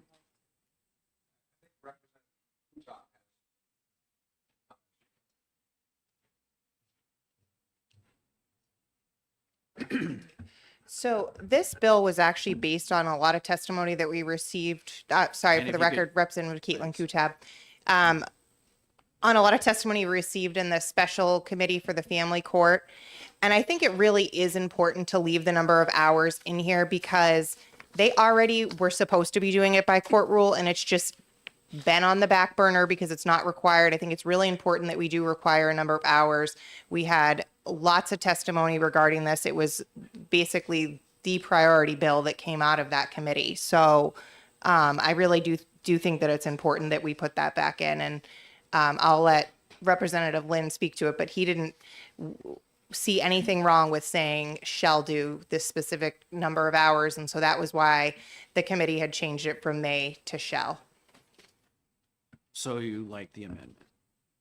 I don't like this. No, I don't like the amendment because it's taking out the number Oh, of I'm hours. sorry. I missed I it. liked, That's why I want to make it clear. I'm fine with putting in, like, it's interesting because with the bail commissioners, we're prescribing a certain number of hours, but then with our judges, we're not. I mean, our judges should be more trained than our bail commissioners. But I'll let Judge Lynn. Representative McGuire, I think, has a question for you. Yes, thanks for coming. One thing that you didn't have with the hours is the concept that a new judge needs more hours of training than somebody who's been in 10 years, 20 years, something like that. Because it had a flat number for every judge for every year. Does that still make sense to you or not? So it did have a difference because it did state that in the beginning, like, you'd complete an orientation, and then after that, it was a certain number of hours per year. And if you think of it in the context of, I mean, the number of hours that were in there was 16 hours or something like that. I don't really think it's that much when you consider that a doctor does 100 hours, every 2 years. I mean, I think our judges should be as educated as other professions. They don't have to do a certain number of hours as required by the bar anymore when they're judges either. So, I think it's just important that so the number of hours on there was 24 hours for judges, and it was 16 hours for the Superior Court clerks and 12 hours for the Circuit Court clerks. And the number of hours for the orientation wasn't specific in here. It just said that they had to complete it within 3 months. But then after that was like kind of the continuing education requirement in there. It's not changing the impact of the fiscal note or not because it's still providing the training coordinator. And what we were told with the training coordinator is well, they can kind of a lot of times arrange to bring somebody in or to conduct these trainings rather than send people off to conferences and whatnot that might cost a lot more money. But I still think that it is important that the whole purpose is to make sure that our judges are trained and not just to put it on the back burner. So I don't think it makes sense to give them the money for the training coordinator position, but then not actually require that they do the training. I mean, that completely defeats the purpose of the bill. Okay. I don't have a strong objection, so we could put those things back in. That's fine. Thank you. Yes, Representative Lynn. The only thing I want to say, and here is that apparently there had been some suggestion that to have the more detailed thing in somehow violated separation of powers. I'm not sure who said that, but I remember, I have the greatest respect for, you all may remember Howie Zibbel, who used to be our legal counsel. Frequently, he would come over here and make that kind of an argument. And with great respect for Howie, who I love dearly, it's baloney. It has stop and think about this. The argument always was you can't tell another branch of government how to do this. And whenever that argument is made, you have to ask yourself, well, if we can't tell another branch of government to do this, we the legislature, okay, let's assume that's true. Then that means you can't tell the executive branch to do this either. But as Representative Kutai, she didn't really reference this in what she just said, but if you look in the executive, in the laws we have dealing with the executive branch, we tell them what kind of training and all kinds of things. We say you have to have, somebody to fill this position has to have this kind of training or this kind of, there's no problem at all with doing that. It doesn't in any way interfere with the judiciary's independence in terms of making decisions. It doesn't tell them in any way, this is how you should decide this case or that. It has nothing to do with that. It's just saying judges have to have certain training, and that I don't see any problem at all with that. And I think for the reasons that Representative Kutab pointed out, it does seem like it makes sense to say, particularly given that you're going to have the training coordinator, it does really make sense to say these are the kind of things that the training should deal with. And I strongly support that idea.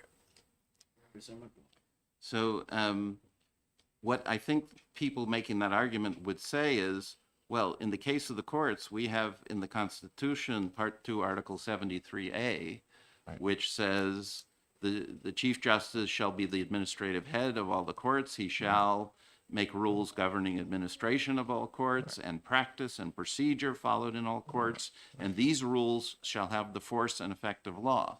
Right. So does that... No, make a it doesn't. difference? In I don't fact, think there's something equivalent for the governor, for example, with regard to his powers. You see what I mean? with regard, I'm sorry. My recollection is that was added after what was voted on as a Yes. constitutional amendment.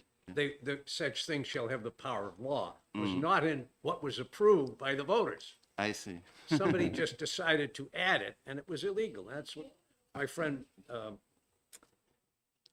would tell me all the time. Bill Gardner. What's that? Is it up to Bill Gardner, maybe? No. Anyways. I think the short answer is that does not. That does not. In fact, this was the subject of a long debate of 20 years ago or so, and in fact, the Supreme Court actually wrote a decision subsequent to that debate, basically saying that the legislature has the power to make to affect sort of court procedure as long as it doesn't interfere with the essential adjudicatory functions of the court. This kind of thing does not, and so it's that's. It was Marple that told me that. They added the language later. So are you clear, Representative McGuire, what needs to be done? Yeah, I think so. So Mike will put back in those detailed hours. Aaron for the- has a, This is going to be my third time putting myself at peril disagreeing with not only a former Chief Justice of the Supreme Court, but the chair of the House Judiciary Committee and a very, very good lawyer. One of the things that I did before I took this job is I read an extensive corpus of law on Article 73A, and his influence is throughout that body of law, a very influential bar review article he wrote, cases that he adjudicated. I completely understand his perspective. But the body of law that has coexisting authority between the legislature and the judicial branch is the rules of evidence. It is the rules of procedure. It is not the internal administration of the court system. That is a separate clause of 73A. And it is what most people understand as the independence of the judiciary, the idea that there is something different about the judiciary, and that it is still the standing law on the books in the state of New Hampshire that the legislature can't determine the discipline of the judicial branch. I don't know how it could be the law that the legislature can't determine internal discipline, but they can determine training. Those are essentially two halves of the same administrative personnel administration that are to the heart of what it means to administer the judiciary. I'm not saying this in any way to challenge the power of the legislature over the judiciary, which is vast. The legislature can abolish a court. It can create new judgeships. It can it could create new causes of action. It could lower the maximum punishment for murder to a year. The power that the legislature has is very, very vast. The narrow area of self-administration and independence is so small. And there is a lot of danger. I know that the bill that Rep. Lynn and Rep. Kutab worked on, who are both excellent legislators who coordinate very closely with the legislature and do things that are extremely helpful to the branch.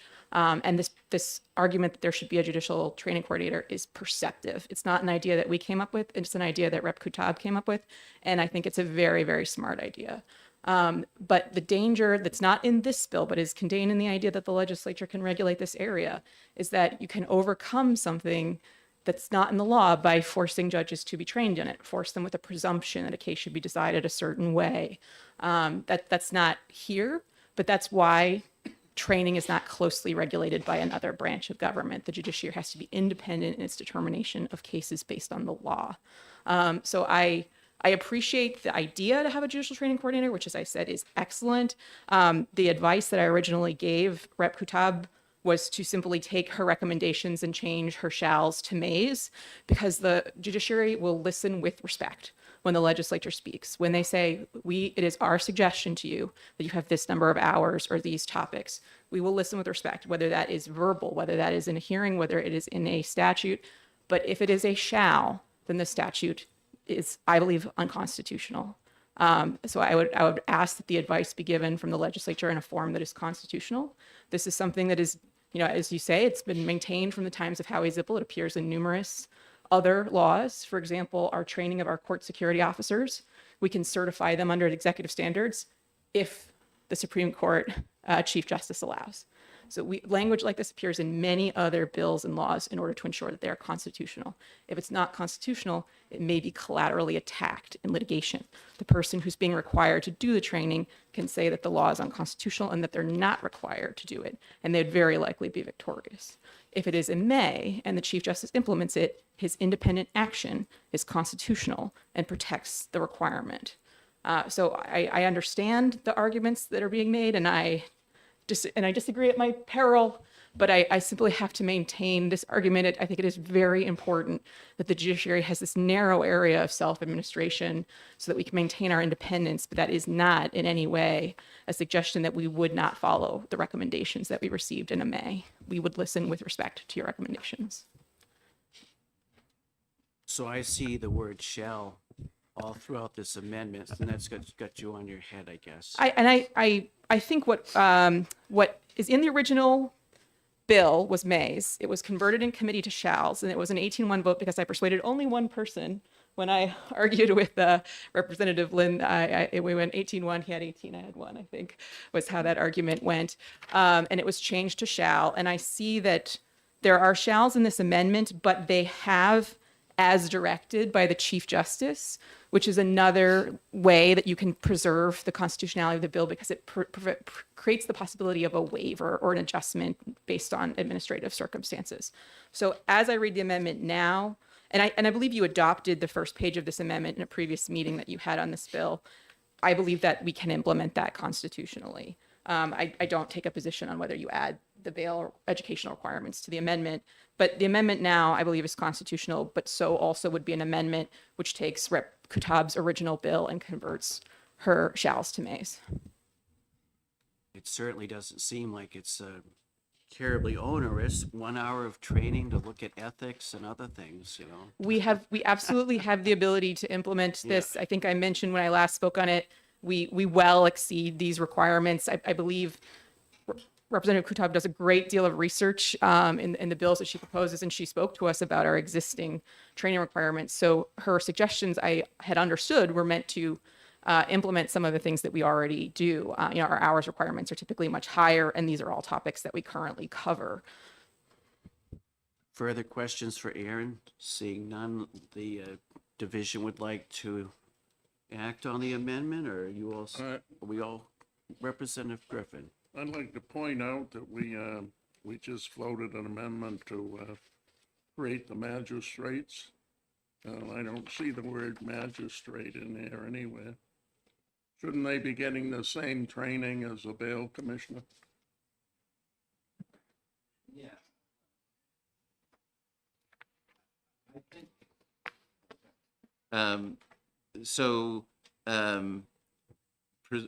I don't know if they're considered a court staff or not. I mean, I don't know. Is it? Yeah. So your thoughts on that, Aaron? There are a number of positions that are not included here. We have an IT department, we have port security officers there. So this is not necessarily a bill that is comprehensive in every office that exists in the judicial branch. We do, of course, have training requirements for each of those different offices, whether you would address magistrates here or in another location, or whether it would be something that would be done entirely on the court's own determination. We would certainly ensure adequate training. I think this is reasonable. I mean, I could put magistrates under line 14 and also bail commissioners as well in that same line. Under line 14? Yeah. Did you get that, Mr. Hoffman? Which version are you looking at? The one you just handed. 1113H. Judges, comma, magistrates, comma, bail commissioners, comma, administrators, comma, and court staff. Got it. All right, we'll get a corrected amendment shortly. Now, I'm unclear on whether or not you'd be changing any of these shells to mays or. Should we vote on that? Or? Sure, absolutely. You're very much involved with this bill, so we'd like to get your side of things.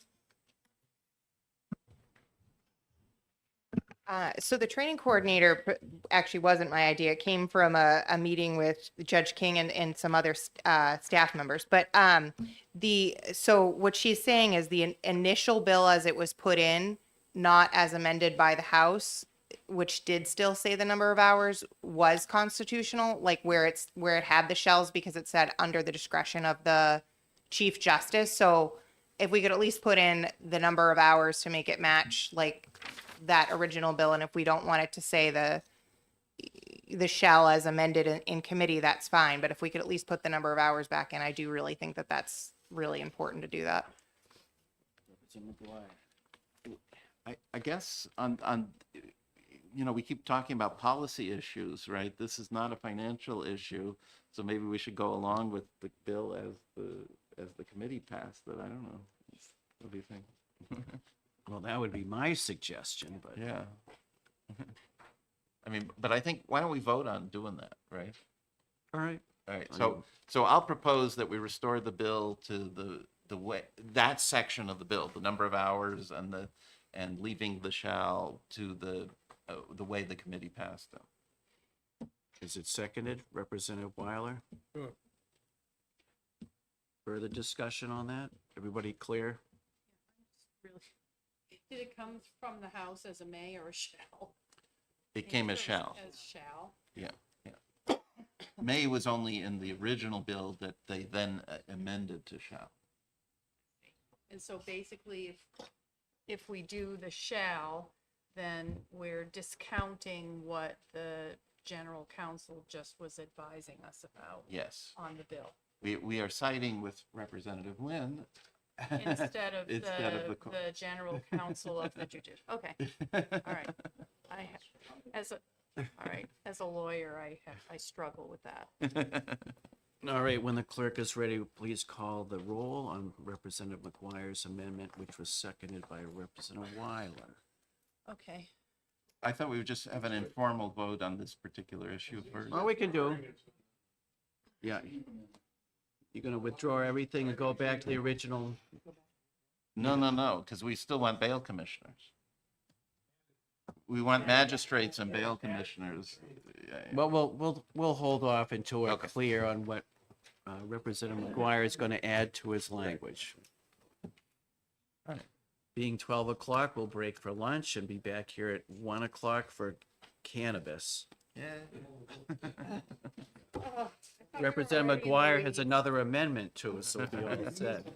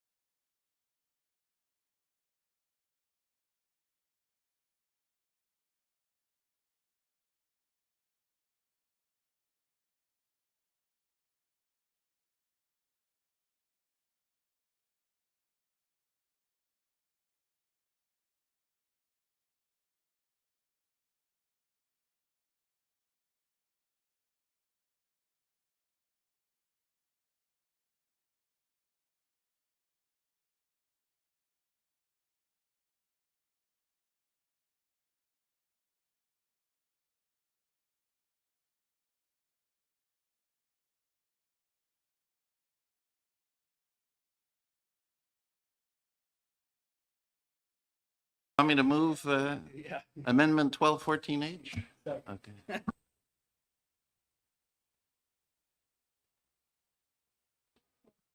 To see us, Senator? I don't think he's here. He's not here.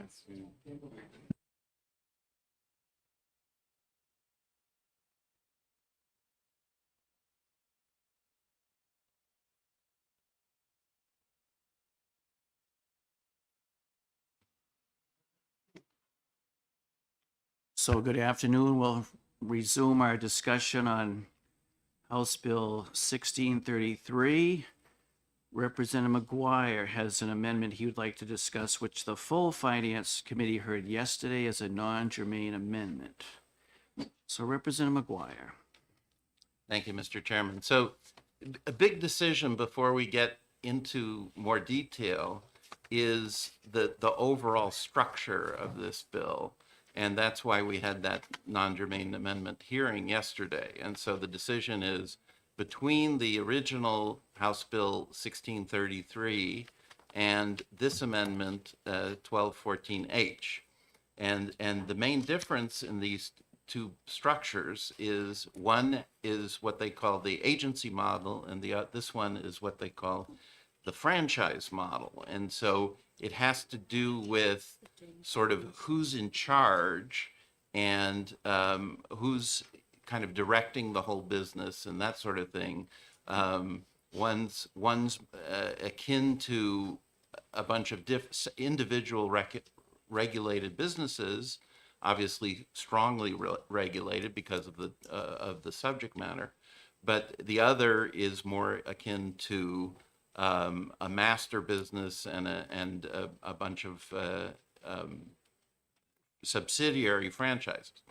And so we are told from the governor and from our contacts in the Senate that this is what they want, the franchise model. We are also told they will not vote for the version that the House passed. And we are told that they are either unwilling or incapable of making significant changes in the Senate. So if we want to see a bill passed, and I'm not sure that everybody does, but for those of us who do, I think we should pass this amendment. Are there questions for Representative McGuire? Representative Griffin. This amendment is very much like the agency amendment in many respects. And I'm concerned about the division of revenues that are in both the bill and the amendment. If this amendment were to pass the committee, are you prepared to offer an amendment to change the distribution of revenues? The answer is yes. So regardless of which one, this is sort of deciding a base, right? And then regardless of which base we have, then we have a long list of further topics to talk about, which would be true of either one, right? So either one, all these things make a difference, right? So those will be individual decisions after this. Representative Grassi. We worked on this. I'm also on the Commerce Committee. We worked hard on this bill for a number of weeks. And, I just have a problem. And I know we've all received a number of emails about this bill as well. And I think that I need to support what the Commerce Committee came up with the work that we did there. And I think that it's the best way to go with the franchise program instead of going with the agency approach that we have here. I mean, if the Senate has problems with passing a bill, I don't see why we have to do their hard work here for them. I think they need to debate this. They need to make up their mind on a bill, and they need to send something back to us if we want to see marijuana, cannabis legalization in the state of New Hampshire. I'm supporting the Commerce Committee's position on this. I don't think we should be changing the policy, and let the Senate do what they will. Further questions, Representative Sweeney. Thank you. I I think I understand where everyone's coming from. And it's a tough part for our committee to be in because we're not supposed to engage in the policy. But this model that's in front of us on this amendment is the most likely to become law model that we have. And I think our responsibility as the finance committee is to make sure to protect the state budget, to protect the taxpayers, that we are fully vetting the most likely to become law option ahead of us. So I would urge support of this amendment. I understand there will be further amendments on how we break down the finances and where the revenue goes and potentially where penalties lie and all the different parts of the whiteboard that Representative McGuire has listed there. But I do believe we have a responsibility to the legislature to fully vet the financial implementation of the franchise model so that a financial review of it can take place. Representative Weiler, anything to add? Well, my constituents don't expect me to support any legalization. Representative Cambrels. Thank you, Mr. Chair.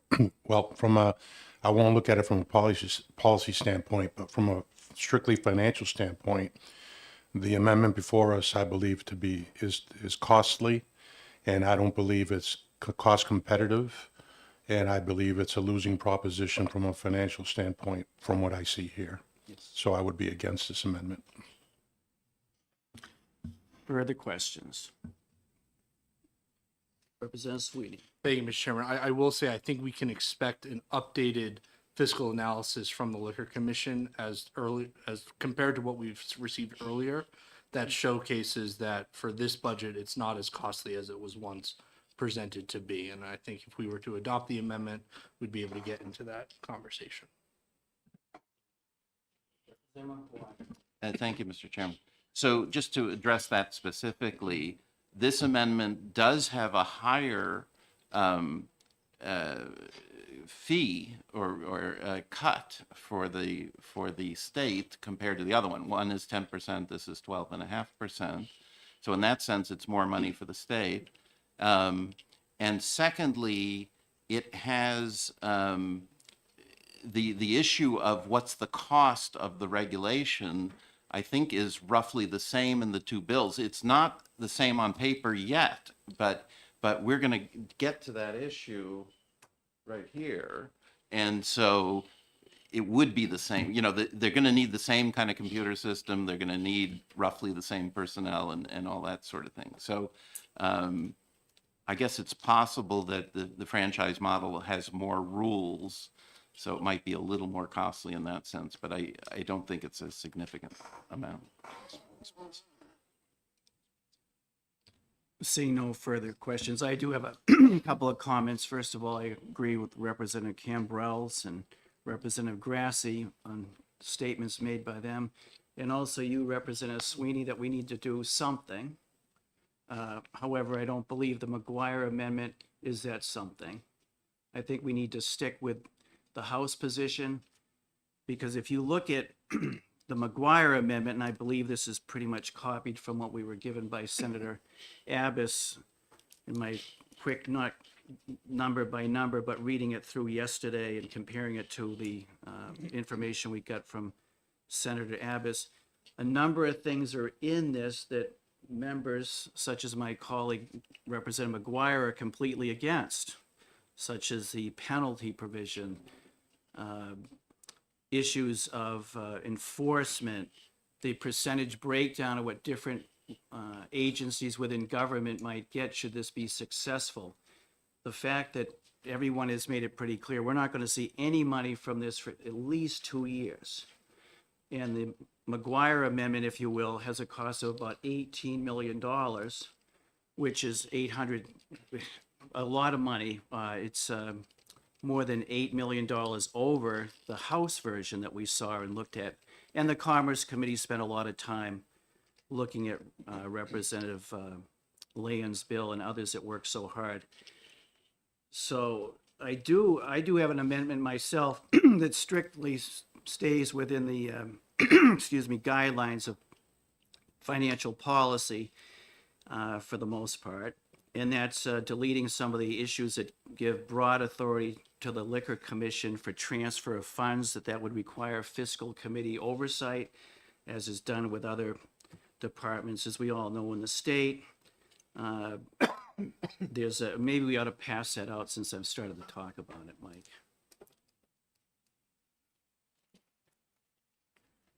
Excuse me.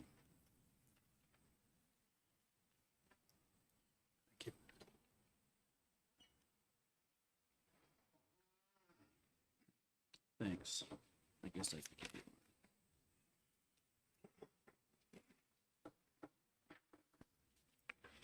So even though this looks like a very extensive amendment, there's only a few things in there, and as Mike explained, that because certain sections were changed within the proposal, almost a complete amendment had to be redrafted. But there's specific areas that I will point your attention to. On page 3, for instance, doing away with the substance use prevention treatment recovery.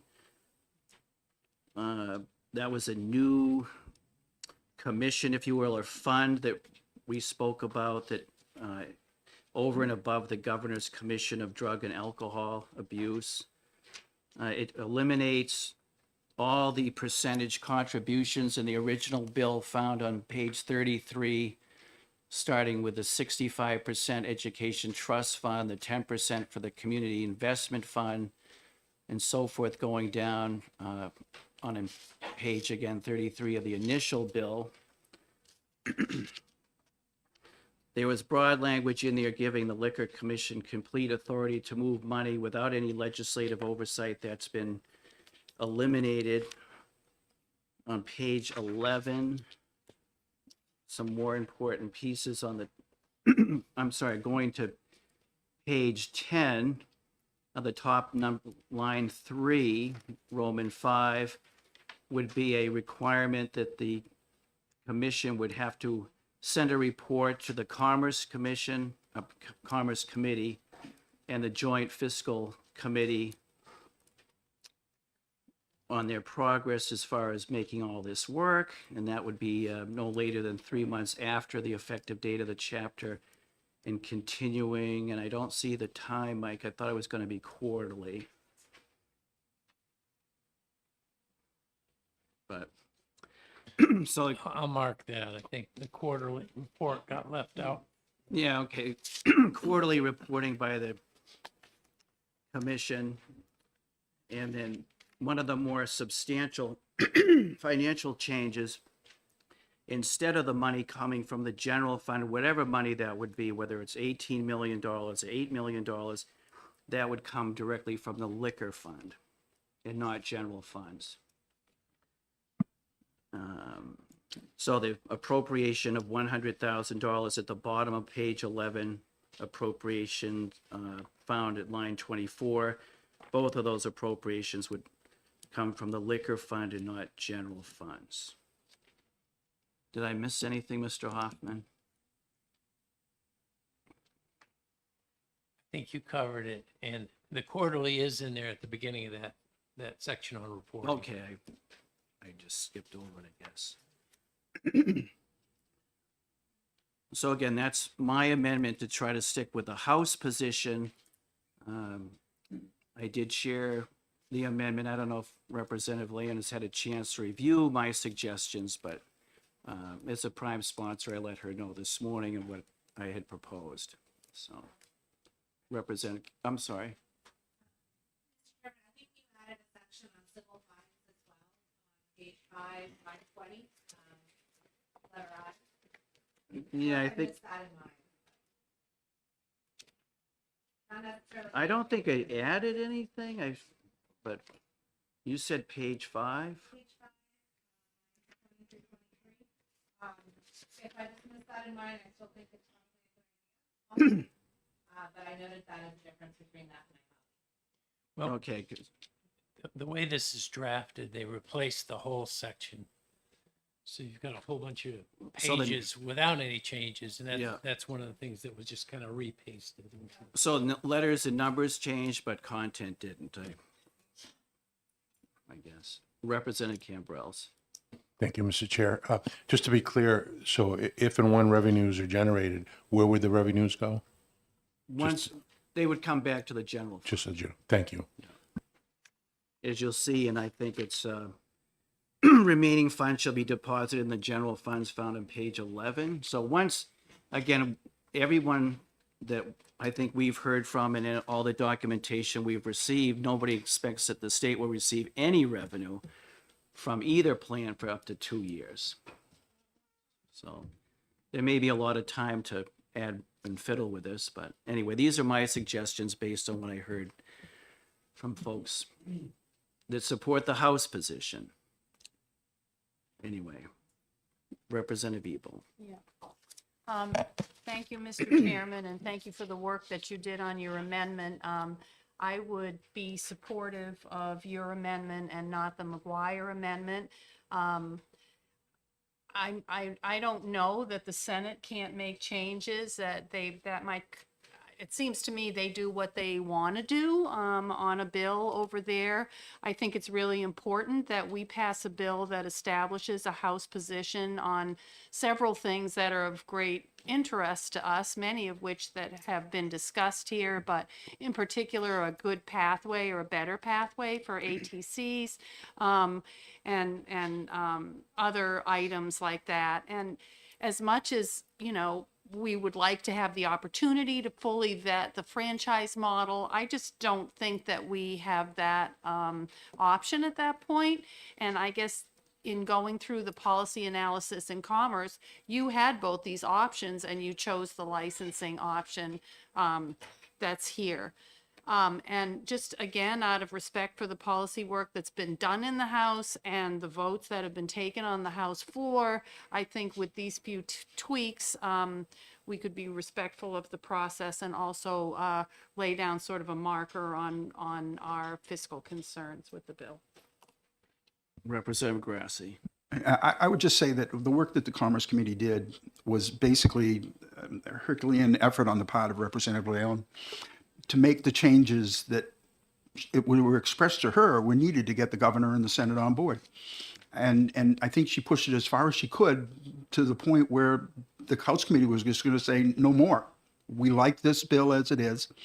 It was a compromise on a lot of people's parts. There were a lot of things that the minority of the committee felt, the Democrats on the committee felt we didn't want to see, but we agreed to do this to get a bill over the finish line in the House. This is the House's position. It came through a lot of struggle and a lot of work. And if we should send that position, the policy position, to the Senate and let them work it out. And if they disagree with us and they want to send a completely different bill back to us, that's fine. But let them make that decision. Because I think when they see our bill and they get our bill over there and they work through it, I think they may see that we came to a reasonable conclusion here.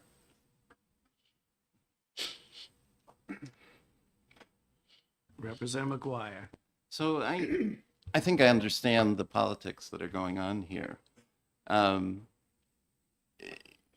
We all know that this amendment makes this dead on arrival. Doesn't bother me that much because I'm not sort of that thrilled with either one of these bills. But what's going to happen is whatever will pass the House, it'll go to the Senate and die, and the story on the headline will be Republicans killed cannabis, right? And so and since 70%, 75%, something like that, want cannabis, it's a political thing, and I understand it. Representative Grassi. Yeah, I don't think this is a thing that the Republicans did. Republicans and Democrats worked on this bill hard to get it passed. So Republicans have as much game in this bill, the House position, as Democrats do. So if the Republicans want to kill a Republican bill, fine. Well, I hope we can leave politics out of it because I know I'm like a lot like Representative Weiler. I would be happy to vote ITL because I think there's probably a lot more work to be done here, but I do support the work that the representative from Derry did and my colleague from Rochester serving over in Commerce. And none of us can predict what the House is going to do, let alone try to predict what the Senate's going to do. So I think the House needs to stand strong and send something over in support of the work of the Commerce Committee and the representative who is, I think, a Republican, but I'm not sure. I am. Yeah, but, so, and again, I respect the work that you have done, Representative McGuire. I know that this is probably a struggle for you because the draft that came from the senator includes a lot of things that you're completely opposed to, and I certainly understand that. So you've brought up a number of issues here, all of which are on our list to talk about, right? All of which can be changed in this bill, right? This bill is about a base. It's about a starting point. All the other things that you brought up are trivial ancillary issues, right? That are going to be fixed if and when we start. They're not going to be fixed in one thing. Let me make the case. It's more than just what the governor wants or what the Senate wants. It's a case for why do we want this compared to that, right? I mean, why do we want the franchise model versus that? Okay. What I think is the ultimate benefit for the state is the commission model, right? I mean, we have the most successful liquor business in the country, all right? It comes with some cost, right? It comes with the cost of the liquor available in New Hampshire is less varied than it is in other places. We have big volumes of fewer items, but the all profits from it accrue to the state, okay? And 50% of those profits are paid by people who don't live in New Hampshire. So if you look on paper, the number of gallons of alcohol drunk in New Hampshire is twice the national average. And it's not because we're drunks, it's because we're making money out of people who visit. So this is a successful model because those revenues displace other taxes we would necessarily have to have the level of spending we have, right? So it allows us to have lower business taxes, lower property taxes, lower all the other taxes, right? And this tax the liquor tax is particularly economically beneficial, right? It's a tax on something that's a luxury. It's a tax on something that is not a necessity, like housing, like gainful employment, right? Those business taxes and those property taxes are taxes on necessities, not taxes on luxuries. All of these liquor taxes are paid 100% voluntarily, as we can see from people out of state. I see cannabis as in the same model. Cannabis is a luxury. It is not a necessity, even though some use it as a medication and so on. But it's something where at the moment, we're on the edge of history here in the sense that something that's currently not sold can be sold, and we have to talk about how. And if, in the long run, we could have a cannabis commission similar to a liquor commission, we could be in the same beneficial boat that we are with liquor, right? It's not easy, it's not guaranteed, but it'd be the only way to do it. If we go with this agency model, we will have ordinary businesses that sell cannabis. They'll be regulated, they'll be taxed a little bit. They won't be any different than things that happen in other states. And so we will be missing out on those revenues that displace important revenues and revenues that are less economically beneficial. So That's the reason to go for the franchise model, because a franchisor can always create company-owned stores, right? We all know that 15 stores is not going to be the final number. All right, the final number is going to be 100 stores or something in that ballpark. And with the franchise model, the other 85 stores can be New Hampshire state stores, just like New Hampshire liquor stores. And so they can gain all those profits and so on. That's the reason for the franchise model. So, not only is this not going to pass in the long run, all right, but it's not the right thing in the long run, in my opinion. Thank you, Mr. Chairman. Thanks, Representative McGuire. I do have one comment, though. You said we could take what the Senate has given us, or the senator has given us, and then adjust this document to fit our needs, right? So why would we go to all that trouble to adjust this Senate amendment or your amendment when you just told us that if we send the House version over, it's dead at the Senate?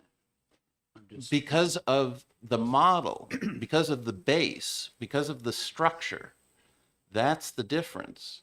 The details, how much the Liquor Commission is paid, where do the funds go, what the penalties are for smoking on the street, and all those kind of things, those are individual details that can be changed, all the things you mentioned. But what can't be changed is that one is fundamentally in regulating independent businesses. It's a regulatory model. It's a licensing model, right? And the other is creating a franchise, creating a single business, if you will, with subparts, with franchises. All right, that's different. And so it would be hard, if not impossible, to switch from one to the other at a later point. So just one comment that you mentioned the penalties. Now on page 7 of the draft, it talks about penalties and smoking in public. We heard from the good senator from Salem, if that wasn't included, a misdemeanor charge at the second offense, it was done as far as he was concerned. So I'm just concerned that we spend a lot of effort trying to get to a model that you believe we should send to the Senate, and we bypass the work of the Commerce Committee and what we've already done. I just can't get my head around that. I'm perfectly willing to change that section to be what's in the other bill, right? I don't think that this is it may be, as I understand it, it's a significant issue for one senator, not for all senators, all right?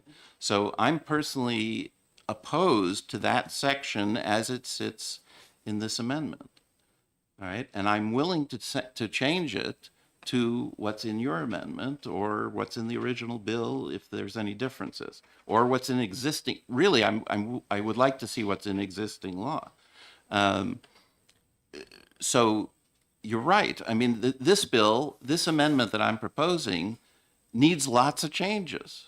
Well, so what? I mean, you have an amendment that makes lots of changes too, right? So, okay, 4. It doesn't really matter, right? The point is, what's the structure? What's the base that we can then move forward on? And we're going to borrow things from the House bill and add it to this base. But the question, this is the main question at the moment is, where do you start? All right? And that's all. And just a reminder to the division, we have to have everything out of here by Monday of next week. So another concern, we spent a lot of time on this issue, and we have an executive session that the chair is for Tuesday. Is that right, Mr. Chairman? Yeah. In the afternoon. Representative Grassi. Yes, Mr. Chairman, I think that, one of the things that Representative McGuire had mentioned that the franchise system is easier to do, but I mean, we've had information and testimony before this committee that if we set up a franchise model here, we're now under the purview of the Federal Trade Commission and the federal franchise regulations. So now we bring the federal government into this. If we go with franchises, we now have federal interference into what we're doing here in the state. The licensing is much simpler to do than franchising, because if somebody has a complaint, it goes through a federal process, not state process. Representative Ebel. The first thing I was going to do is ask Mr. Hoffman if he tried to do a side-by-side of the Abbas version versus ours and how that worked out. I tried to do a 3-column comparison, and as to keep the font size legible and to get all 3 on one page, it blew up to 90-something pages. Some of the sections were very close at the beginning and the end of the bill, but when you got into the rulemaking and some of the little technical things, there were a lot of things that were similar, but they're in different places. So that's a long answer if I failed.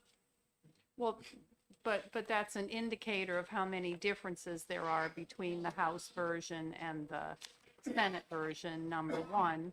And I guess the other thing I would say is that if we do away with the version of the bill with some tweaks for other things that the House actually passed, there's no guarantee the House is going to accept the amendment that we work on. They may give it the heave-ho and just go back to the lay-on amendment because they like it better. So by really deviating from the House position in a policy way, that's also, it's a potential risk. I don't know how huge it is, but it's something that should be considered. And considering the time frame that we have to turn this around, I just think the hurdle is too big. And I should just say, I'm not even sure whether I like the franchise or the licensing model better. But I think I don't have enough time to, and I'm not sure we have enough time to do all that filtering out in our head. And I do not believe that the Senate won't feel free to mess around with the bill once it gets over there, but at least things we really care about are in the House version, so we have a leg to stand on when it goes over there. Representative Sweeney. Thank you, Mr. Chairman. I get it, everyone. I do want to reiterate Representative McGuire's comments and just add the agency model, based on the sources that we had in front of us, is dead on arrival in the Senate and won't see the light of day. And then we scratch off legalization for this year, potentially have a governor next year that's not in favor of legalization. And so the window for legalization or to build up the model in New Hampshire before it's federally legalized is gone. And then we'll just be thrown to the wild, wild west. I think we can vote and be purists on what we want. And similar to the discussions we had on the budget last year, if we all wrote our own budget, there'd be 400 different budgets in the House. If we all wrote our own cannabis bill, there'd likely be 400. Well, there'd probably be 130 no legalization, and then 270 whatever model works for that individual representative. I think realism and the ability to have influence on the financial model of the franchise model is our best course of action as the Finance Committee. Because if there were to be a legalization bill that became law, it would be the franchise model. And I have no doubt in that. And I think anyone that's paying attention, if the Senate takes our bill and amends it to the franchise model, if it's not dead on arrival and it was a bluff, then it's going to be the franchise model that comes to either a concurrence vote or a committee of conference vote. And I have a feeling at that state in June, it's probably just going to be concurrence of the House. So I think we owe it to the House in June to analyze the financial aspects of the franchise model today. Let's go through the penalties, the funds, the Liquor Commission budget, ATCs, transfers, reporting, licensing, appeal schools. Let's go through all of those functions of the franchise model. Let's fully analyze the financials of it. Let's get updated fiscal notes. I think we can spend the afternoon, put together a working amendment and strike out parts of the McGuire amendment and add things in that I'm sure Representative McGuire wants as well, and make it working so that Tuesday morning we can adopt a new amendment to this. I think we owe it not only to the House on the financial side of things, but I think we owe it to ourselves. So that's my pitch. I think we should be realists on this, and we should be realists as to where this is going, and not stick to what we all may individually want. Representative McGuire. Thank you, Mr. Chairman. So to Representative Grassi's point about the federal connection, I tend to discount that testimony because I think it's self-serving from people that want the agency, they want to run agencies. And it just doesn't make sense to me that the federal government could go after individual businesses arbitrarily, not just in this state, but anywhere they want to, versus they decide, oh, the state, they'd rather go against the state. I mean, that doesn't make sense to me. I don't think our federal delegation would sit for it and things like that. But I do think that Representative Ebel's point is very well taken, right? I mean, this is quick. It's easier to go with the House position, all that sort of stuff. That's just a decision we have to make. But her points were very good. Okay, we do have the McGuire amendment before us, 1214H. Seeing no more discussion, would someone like to make a motion? Are we just going to sit on this? already did. Oh, you did? I'm sorry, I missed Okay, that. are we gonna just do raise it, show of hands, or are we gonna vote? We'll do a raising of hands. So I apologize to Representative McGuire. He moved the amendment 1214. It was seconded by Representative Sweeney. Seeing no further discussion, when the clerk is ready, please call the roll. Oh, okay, we're not.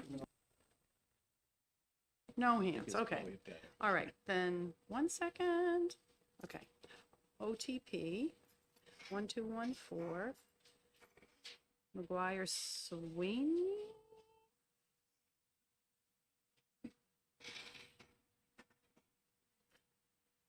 Okay, so this is HB 1633, ought to pass on amendment 1214. Representative McGuire, Yes. Representative Griffin, Yes. Representative Sweeney, Yes. Representative Cambrell, No. Chair Weiler. No. The clerk votes no. Wallner, No. Grassi. No. Leishman. No. So the ought to pass motion fails 6-3. Okay. If someone would like to. 1339. The motion's been made by Representative Grassi. Is there a second? Second.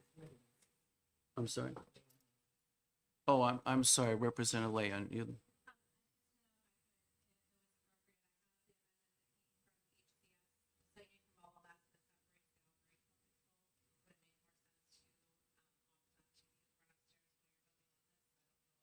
yeah, we're welcome to take a look at it, sure. And the motion was seconded by, I believe, Representative Ebel. Right. So we have ought to pass on amendment 1339. Representative McGuire. Whoops. Oh, you want discussion? I'm yeah, sorry, I yeah. apologize. If Too there's any excited. discussion, Representative Griffin. I literally hate the agency model, and I think it's gonna be dead on arrival. But I do like the fact that we got all the funds going into the general fund. And we are financed, and I think if nothing else, this amendment puts whatever revenue we have in the general fund. And I will support the amendment for that purpose only. Yeah, thanks. Any further discussion? Representative Cambrels. Thank you, Mr. Chair. Yeah, I'm in principle, I'm against the bill. but I believe that this amendment makes it a little better, so I will support this amendment. Seeing no further discussion, when the clerk is ready, please call the roll. Representative Griffin. Okay. Representative McGuire, Yes. Representative Griffin, Yes. Representative Sweeney, Yes. Representative Cambrils, Yes. Representative Weiler. No. The clerk votes yes. Representative Wallner. Yes. Representative Grassy. Yes. Chair Leishman. Yes. Okay, so the motion passes 8-1. All right, we'll take a slight break and wait for Representative Leon's wording, I guess if that's all right. What is her wording about? She said she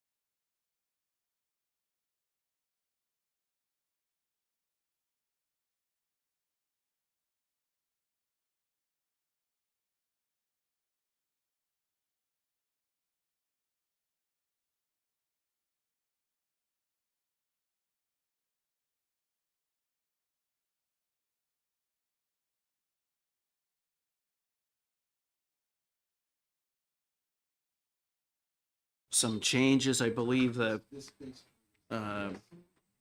division has some suggested changes that we will hear. It's Amendment 1356, and we've also been given a more detailed change as well along with that, right? Yes, thank you, Mr. Chairman. Because I didn't know of what the turnaround time would be with OLS, I printed out the document that I sent to them with my changes. What I did is I realized that there's a lot of question about what is in the operational choice and what is in the regulatory choice. So there are many things that are operational decisions that we had put into the regulation of cannabis section 318F9. This amendment, what it does is it separates out that operational control, because truthfully, a lot of this discussion about franchise or agency, because at this point, free market's off the table, but between franchise, agency, or even state run is operational control. So by separating those, I added the definition of operational control model so that everybody knows what they're talking about with those differences. If my interpretation of those isn't right, then maybe that may be part of our disagreement. About a franchise is where then the state adopts a franchisor franchisee relationship with private businesses licensed by the Liquor Commission. The agency store model, which I still believe is the strongest model, is where the state requires agreement and compliance from private businesses granted limited licenses by the Liquor Commission beyond the traditional health and safety regulatory role of government.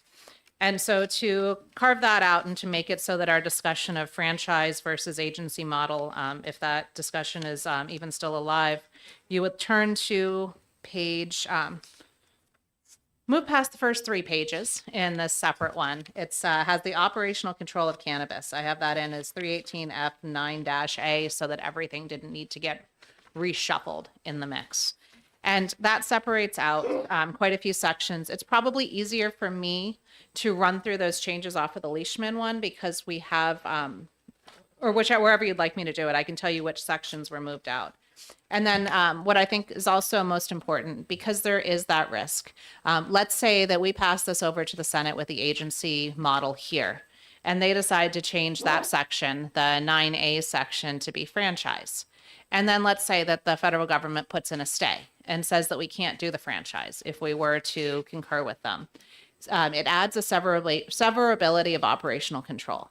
So if the operational control in RSA 318F9A is not implemented, I put a placeholder date of June 30th, 2026. Operational control provided in that section shall become null and void, and all references to operational control requirements shall be waived. That's why having the difference between operational control and regulatory control is important. We may choose to change where some of those lines fall, but I think it's important to understand what's operations and what's regulatory. So looking at that, it basically takes anything where it is beyond normal regulation. This is the one about choosing the 15 stores. That's a feature of the franchise or agency store model. That capacity isn't really basic regulation, that's operational control, so that is moved in there. The concentration of stores, getting new stores becomes operational control. The same as the procedures, it would require a franchise, an agency store to be approved by the portion of the Liquor Commission that approves agency stores or franchise if they were to change it that way first before they get a license, which then would streamline some of the licensing process since they've met the requirements for the agency store. I know it's a little bit more complicated, but when we had that hearing and we heard about the $5 million computer system, if we don't have operational control and regulatory control separate, we're going to be locked into one model forever.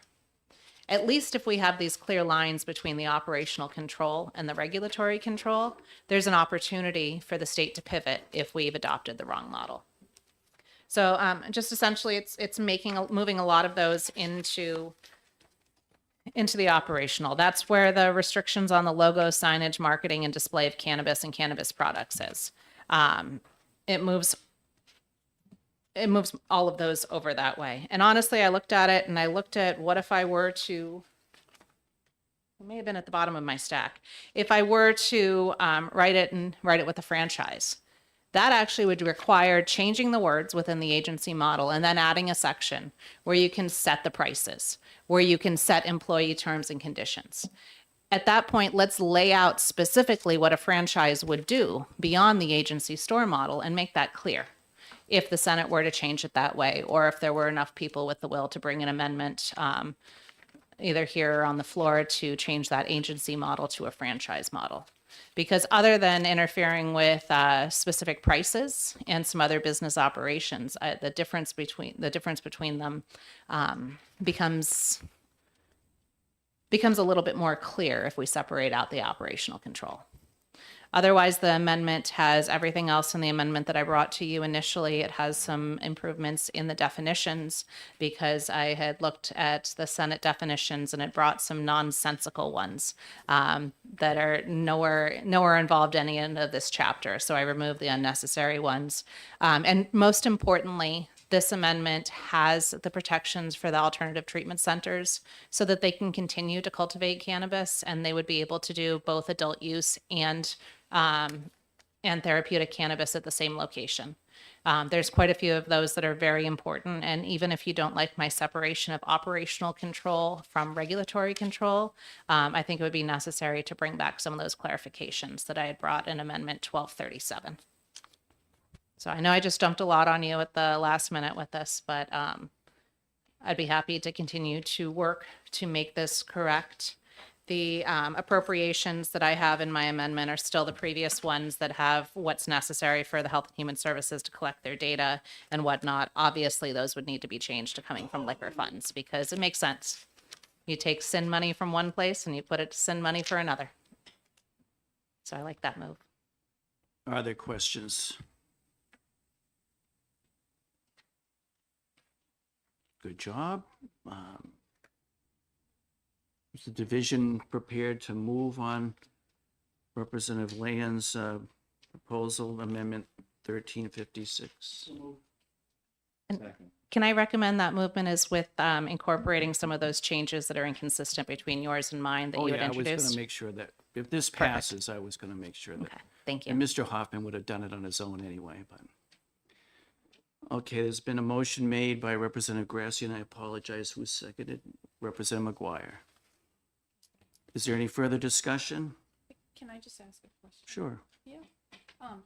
Could you just clarify for us that are hanging on here by our fingernails, how does this dovetail with the amendment that we just adopted of yours to 1633? They're going to have to be combined.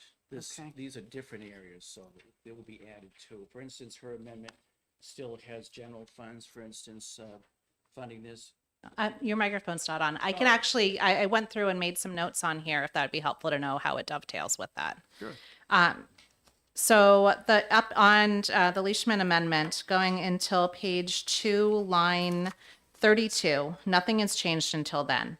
That section was changed. I will find the new section that was in there.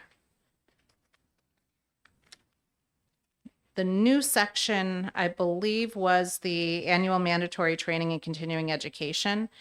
This is one where I did strip out several sections because, for sure, on page 10, item 5, lines 3 through 7, which is the part of no later than 3 months after the effective date of this chapter and quarterly thereafter, the commission shall report to the House Commerce and Consumer Affairs Committee and the Joint Fiscal.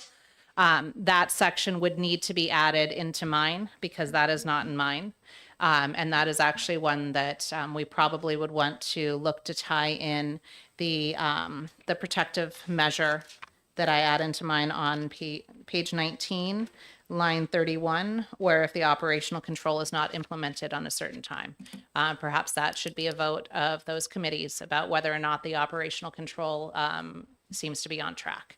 But that section, and then in the appropriations, I believe the data collection related to cannabis and legalization, which is page 11 of the Leishman Amendment from 6 to 14, I can compare and let you know what the differences are there.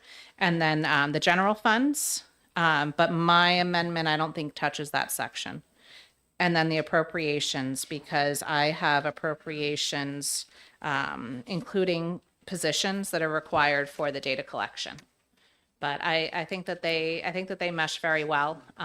It's mostly the data collection, or the reports.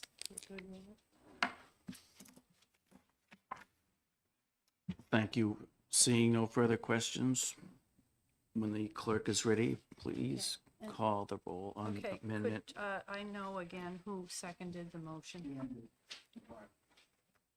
Grassy McGuire. Okay, so it's Amendment 1356H. Representative McGuire, Yes. Representative Griffin, Yes. Representative Sweeney. Yes. Representative Cambrils, Yes. Chair Weiler. The clerk votes aye. Representative Wallner. Yes. Representative Grassy. Yes.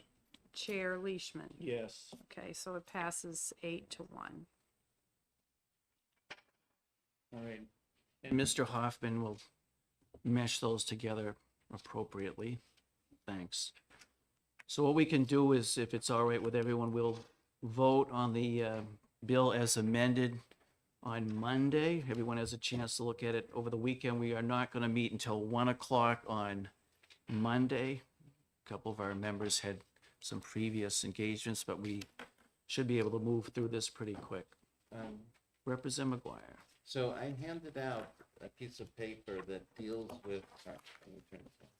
I handed out a piece of paper that is the Liquor Commission's request for positions or explanation of how they came up with their fiscal note.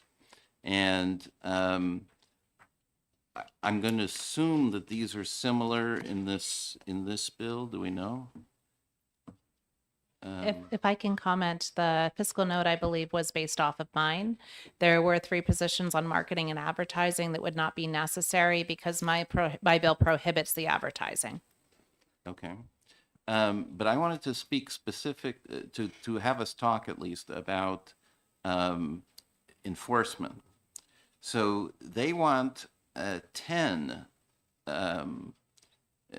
uniformed law enforcement, essentially. I don't know if they're all uniform, but 10 law enforcement officers, Group 2 law enforcement officers.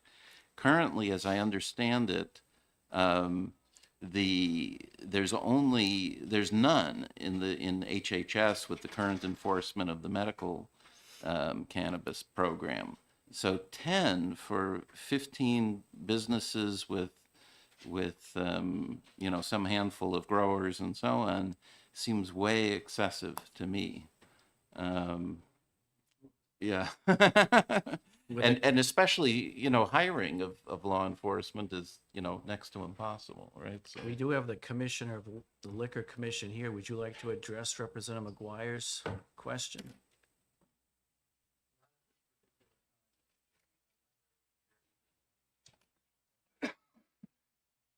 So yeah, so that one just seems way too high. And what I was told, I asked this question of someone else earlier, and it said what they told me was they intend to aggressively go after bootlegging, right, of cannabis, right? So because this is now a revenue stream for the state, they want to shut down any outside people. But it seems to me we've been trying that for a long, long time with zero effect. So, I would think that we could greatly reduce that section of this bill, or the fiscal note. All right, you've heard Representative McGuire's question. If you have any information for us on Monday, that would be great. Thank you. One other question, and this might be for Representative Lamb. The other bill had a section on transfer authority and hiring authority by the Liquor Commission. It suspended certain RSAs, and I want to make sure that those are not in these, in what we currently have. Do you know about that? there were a number of different personnel hiring related things. That was that in Amendment 1237, or was that in the bill as passed by the House? I'm not sure. It's something I saw in actually 1214 that I was going to bring up. Let me see if I can find it here. Yeah, but I just want to make sure it's not, a lot of the Senate stuff is copied from the House stuff, so I just wanted to make sure it's. Actually, I did the best I could to compare the two, using Find and Word and that sort of thing. Right. And most of that seems to come more from the commission report that was never adopted, as opposed to from the House position. I see. I did work with them to adopt as much as I possibly could from their model, but there were some areas where it just didn't integrate well, or I fundamentally had the problem with them setting the prices. Right. Okay, I'll have to find it. I'll do a search myself once we have an electronic. Here it is. It's suspending RSA 9:16A, 9:17A, and 9:17C. And is that in 1214 or in which one? 1214. Okay. But do you have RSA 9:16, 9:17 in yours anywhere? Let me pull up the bill and that to look for it. Sorry, and which one so that I can look? Sorry. RSA, if you could repeat But them. 9:16-A, Okay. 9:17-A, and 9:17-C. Those have to do with, you can't hire people arbitrarily, right? You need authorization to hire people. I can answer that question if you like. Yes, please. That section provided for the commission to be able to transfer funds is necessary. Currently, agencies go to the fiscal committee to transfer funds beyond a certain threshold. That was in both bills, and Representative Leishman's amendment removed that so that transfers will have to go to the fiscal committee. Great. Okay, thank you. Representative Griffin.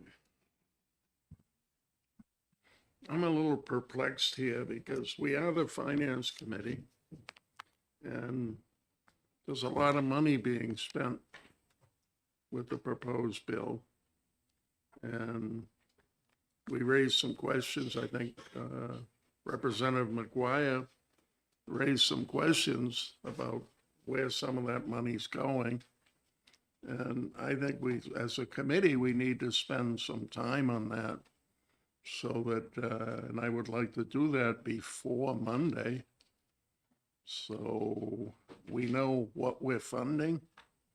That actually, we spent a lot of time on policy and models, and we haven't spent any time really where the 8 million's going, 8 million plus.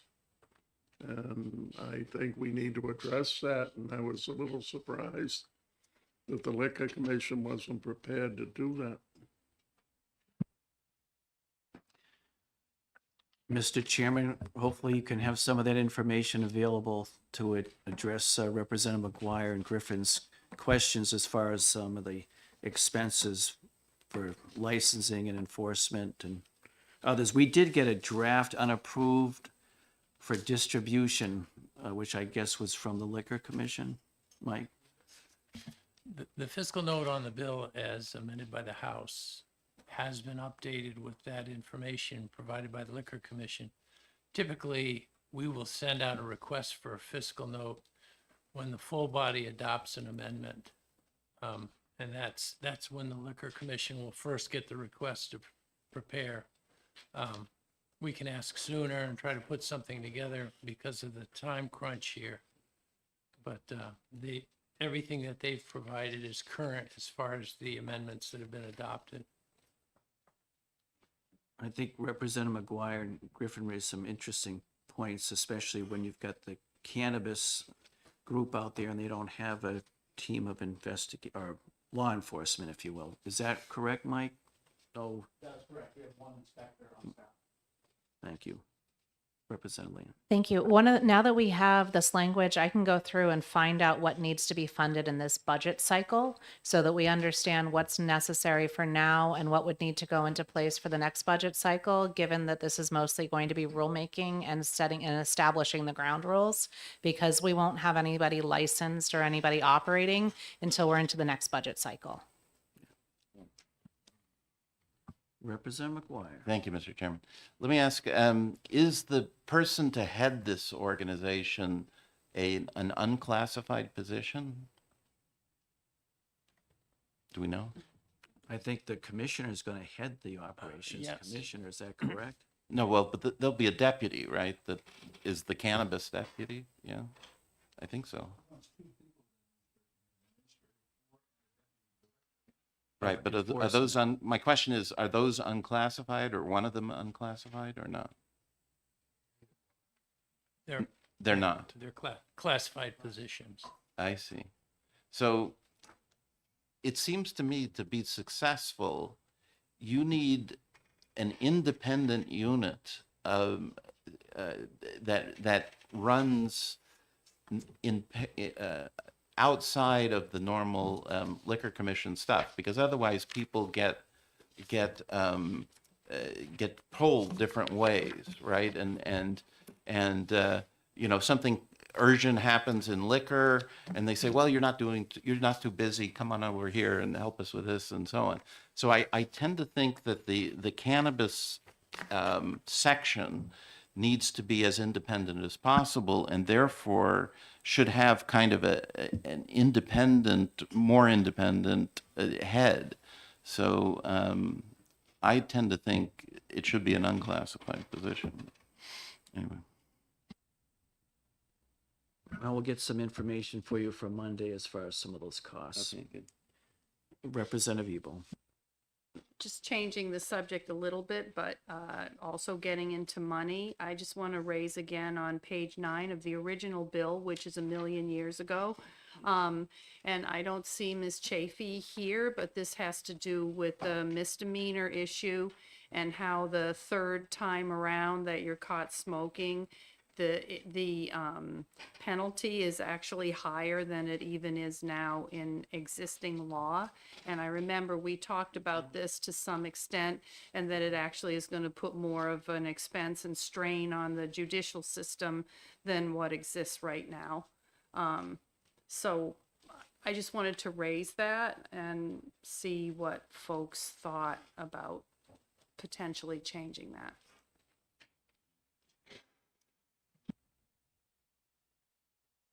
Anybody like to comment? Oh, there's. Yeah.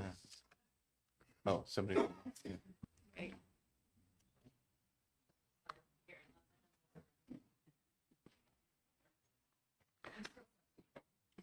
So we do have a question for you. We have not changed the penalty clause. It came out of House Commerce, that I guess you spoke of your concern that it was a misdemeanor for the third charge, whereas this proposal from the Senate was the second offense was a misdemeanor.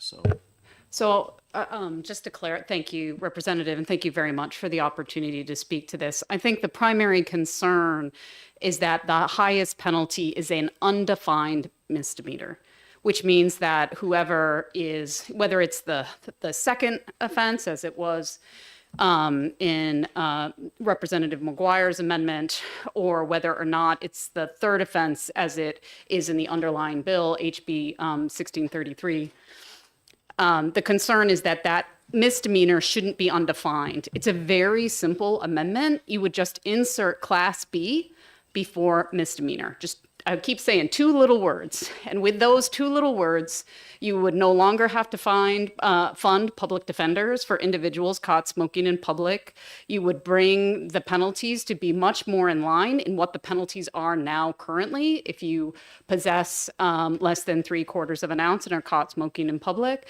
And also would avoid the cost of potentially housing people convicted of this crime for up to a year in our county jails for the penalty. And so Again, it would be a very simple amendment to fix this issue to a Class B. It would still be a crime. It would still be a fine of up to $1,200 for these individuals. So a serious penalty, but not with the costs associated of putting somebody in jail. Representative Grassi. Would that bring it into line with what the current decriminalization penalties are? Yes, sir, it would. I would highly support that, considering that was my bill. So I'm getting a general okay from. All right, Mike, if you could change that, I guess it's on page 9, line 15, and I had a little B in front of Mr. Meter on line 15. I guess my fault that I didn't include that in one of my suggestions, so. Okay.